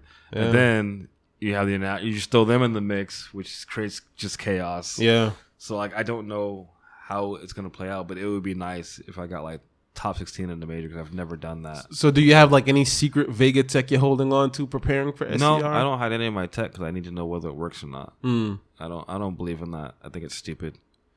Like I'll have cool shit and like I'll try to explain to people, but they won't listen to me half the time. And then I was like, well, okay, I'll just hit you with it then. He's like, well, I'll just hit you with it then. I did that to Ian Sanity because he didn't believe. Like I tried to explain to him my wall dive tech that we're working on. We're working on like understanding Vega's wall dive better. Cause I don't think it's utilized very well, and everyone just beats it because they know to just jump. But there's like, I was like, there has to be more to this, right? Because I can do it at different heights and stuff, and I can move them a little bit. So what am I not doing to get optimal situations out of it? And I've been working on them. They work. And I used them on him a couple times, but he didn't really notice. He would do it away like, oh, you know, I just got to do this, and then I just beat it. And it's like, I don't know about that. I've kind of been working on it, which means I've used it on Chun-Li, which means I'm telling you because I want to see if you could tell the difference. So you know, I just hit people with it until they realize that you have to actually respect that I can do stuff with it. And Tom found a lot of stuff too. Like Tom's probably the biggest tech master of all the Vegas easily. Really? Yeah, he's broken down the game to like a science, which I also think hurts him as a player in the long run because he's so scientific. He loses to people that play like idiots. Yeah, because he knows everything so much. He knows how safe and everything is. He knows all the setups, how plus he is. And some guy just like, nah, and they just hit him. And like he's like, what the fuck was that stupid shit? He's like, why'd you do that? And it's like, it sucks because like you're so much better and smarter than this person, but they just beat because they don't know. They don't know any better. It's crazy. And Tom Arlia, and the reason why like I'm laughing because like. When I saw him play like his Vega versus Valle's Rashid, man, I was like, yo, this dude is fucking crazy, dude. Like the shit he was doing, I was like, oh shit. Like me and like it was Steve, myself. Setups, man. Dude, I was like, yo, wow. Like I was like, yo, dude, Arlie. I was like, dude, what the fuck, man? And like it's the same thing you said though. He immediately started. He was like, "Yeah, well, I know he's gonna do this, and I know I can do." I was just like, "God, dude, you can break down a sandwich, dude." Like you know how you get a barbecue sandwich? The bun itself was like 10 frames, right? And you have like a 7-frame burger, which means you can bite it in 3 frames. And you're like, "What?" He's like, "The fuck?" But only a 2-frame catch-up score is gonna interrupt it. And you're like, "What the hell are you talking about?" But you know that's dope though. I think like you know what I'm saying. Like it goes back to what you said though. It's just like they may not be like these high performing people, but their tech knowledge is something that should be respected. And Tom is like both. And yo, Alias, shout out Tommy because I'm gonna get you on the show and we're gonna talk some tech. Seriously. Oh, dude, you'll talk for hours. Hours. Better get some coffee for that. Man. Like, cause you know that like after seeing him play, and really seeing what he's doing, and seeing you guys together, and like seeing your style, I'm like. There's something dope that's gonna come out of that right there, and I want to see that Vega. I want to see that. I'm like, I want to see that Vega. I was like, there's some dope shit there. I know there is, like, because after seeing like, and I can vouch for it. Like, you know, some people might believe that you're being hyperbolic, but you're not. you did go in an Evo. And I think when I came back in the first episode I recorded post Evo, I even said that. I was like, yo, the homie was It was pretty. It was pretty sick. I surprised myself actually. Honestly. It was pretty sick. It was pretty really sick. crazy. But like, what? Going back a little bit before we close out, because you're talking about keeping that hype up, right? Mm-hmm. What do you think you need to do going into SCR to try to kind of maintain that level of high? Because it's not to say that you can't do it. Because again, myself, yourself, other people of more notable FGC stature will say it like, yo, say it to you and say it about you like, yo, you just beat yourself. Like, this dude could play his ass off, but he's just constantly not necessarily getting beat, but beating himself. What are you going to try to change going into SCR, knowing that, yo, I got this and the people around me believe in me? I just have to find some more time to, like, solidify training mode stuff. But the biggest thing, the only thing that helps me the most is, like, competition. Like, I have to get put into that mode, because there are people that'll put you into that mode. Like, you don't have a choice. Like, you have to bring your S+ game, Yeah. And that's why the Tuesday thing, I think that helped me a lot, because it's like an extra day to really play. But like, since everyone's, it's funny because everyone that doesn't go, isn't like really good. But people that did go are good. Like last time, I don't know if you saw the picture we posted. Like Cole went, like it was Cole. No, the most recent one, it was pretty stacked. It was like Jesse and like Hellfire and Azad and it was, but and June the Baboon and like Romping It, and like all like I actually retweeted that pic because I was just like, yo, there's a bunch of brothers in that picture and there's no Flash. Y'all played yourself because I couldn't see half the brothers. Like, sick. So I was just like, because I knew it was like, you're right, because I actually retweeted that, and I was like, a shout out to the homie Sarah. She liked it and retweeted it as well. I was like, yo. I was like, how you taking pictures in there? Yeah, I was like, yo, how you taking pictures of the homies with no Flash, man? Come on. I was just like, what are you doing? Like, Darknesses. Like, come on, man. I was like, yo, we looking like a bunch of hyenas. Like, just you see his eyes. Just no, but like that place. Like, I mean, all the matches are high level and they keep you on your toes. So like, it just. You don't get to play, like, you don't get to play Jesse that often. So it's nice when I bump into Jesse, I get to really play him, right. Play some casuals. And I think playing a few sets with Jesse really, like, kept me up at that level. Because I played him, this Tuesday, and then I rolled in the Wednesday night fights with that. Right. That same energy of like where I was at. So I was like, I should be good because I'm playing basically a champion, like on a regular basis. And I was going back and forth with him before. Like, it was a point where before that he would just beat me, and now and then it was toe to toe, and now I could take matches off him. So I'm like, okay, so I'm in a good spot. I know that I should be beating a majority of the people in Wednesday night fights. Right. If I play this way, I shouldn't have an issue unless I make a mistake. Right. And even though I lost the matches I lost, it was showing. Like, when versus Ian Sanity, I never do that well against Ian, but it was clearly different. Like, he beat me, but it wasn't like, oh my god, it's getting bodied. It was like, yo, he's coming. It's getting close. Like, it's creeping up. There was definitely that, because you even kind of got a sense of that from the commentary from Paul, and I think like Nick was doing the commentary at the time. You definitely got a sense of like, okay, like, yeah, this is not gonna be. Yeah, and Jesse even told me, he's like, I didn't see the whole match, but he's like, the one part I saw, I thought you were gonna win. He was like, oh, Paul's got that. Like, it wasn't like a doubt in his brain. Watching how I was playing, and I was like, yeah, see, I was like, that's how I felt. Too. And what does that do for your confidence? Like, when you hear people like me, like Jesse, like the crazy Cuban Ian, and we're like, yo, dude, like you like, and not to like toot our horns is like, but just like people who care about you around you, like, hey man, like, yo, you got this. Like, how does that make you feel? No, it's like just how Jesse felt when everybody supported him, and it means a lot. It helps a lot, because I don't really get that kind of support from people. I'm usually kind of like a lone wolf when I play. So like, I really have like people cheering. Or I have my homies that I know are cheering, but it's never like a larger collective group. And now there's like a group that like supports it. It means a lot, because like you're on the right track, right? And like when you start to fall back, you got hands that push you forward, and that helps a lot.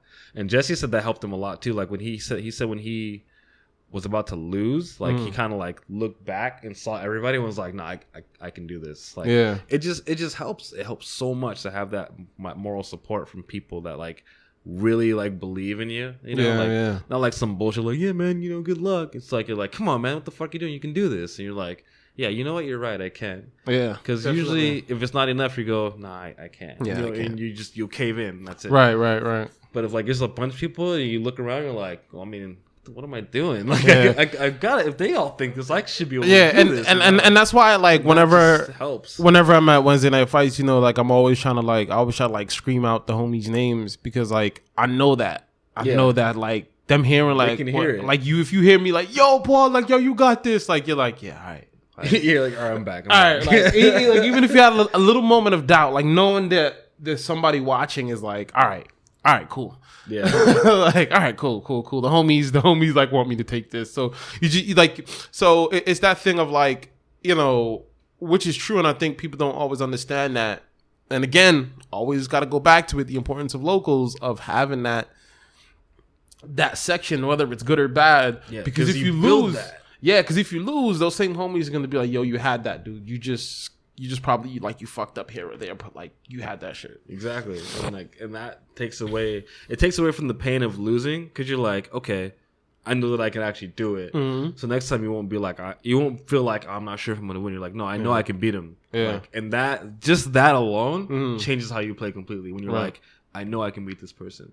Because it's not like, oh man, it's gonna be hard. I don't know. It's like, no, I saw what I can do. I know I can beat him. I got you. And that changes that. And that just, like I said, it creeps up. And eventually you do it. Yeah. That's how that works. You're like, nah, I know this. Dude, like, I'm telling you, man, like, so I'm hoping to see, so that means next Wednesday night.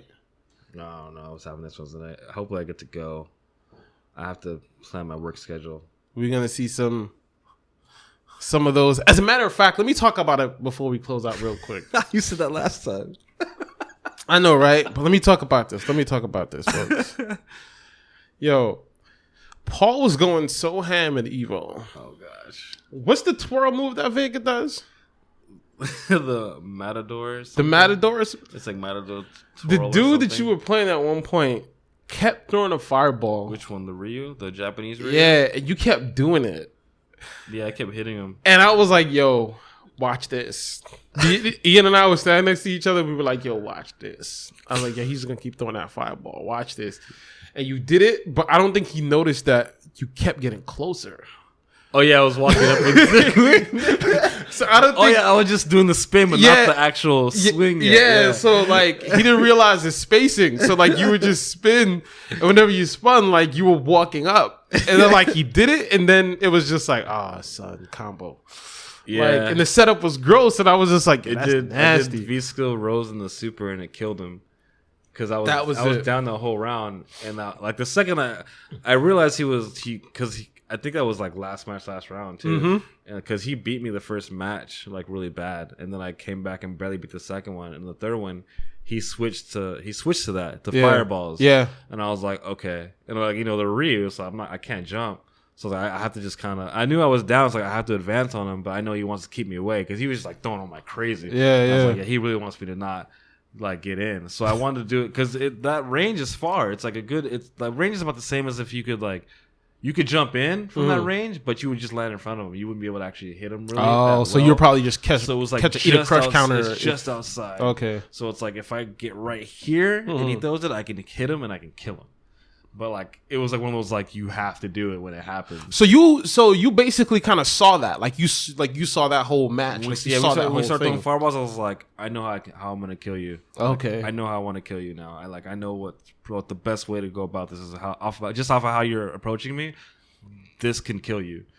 So I had to make sure I could get in that's scary as fuck. And make sure I had the meter, like everything. Because I had to get the scary. meter first. And I was like, okay, I got the meter.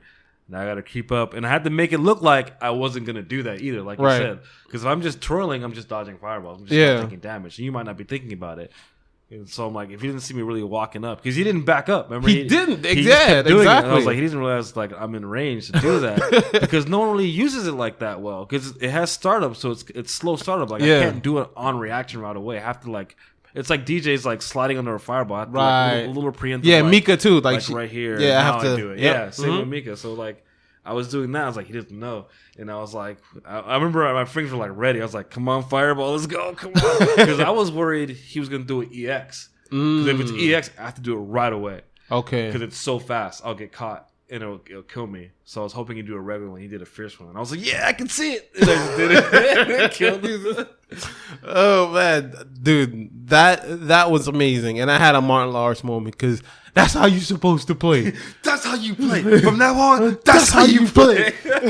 Shit, like that shit was beautiful, man. But dude, it's been awesome having you back on the show, man. For real, it's been far too fucking long. It's been great.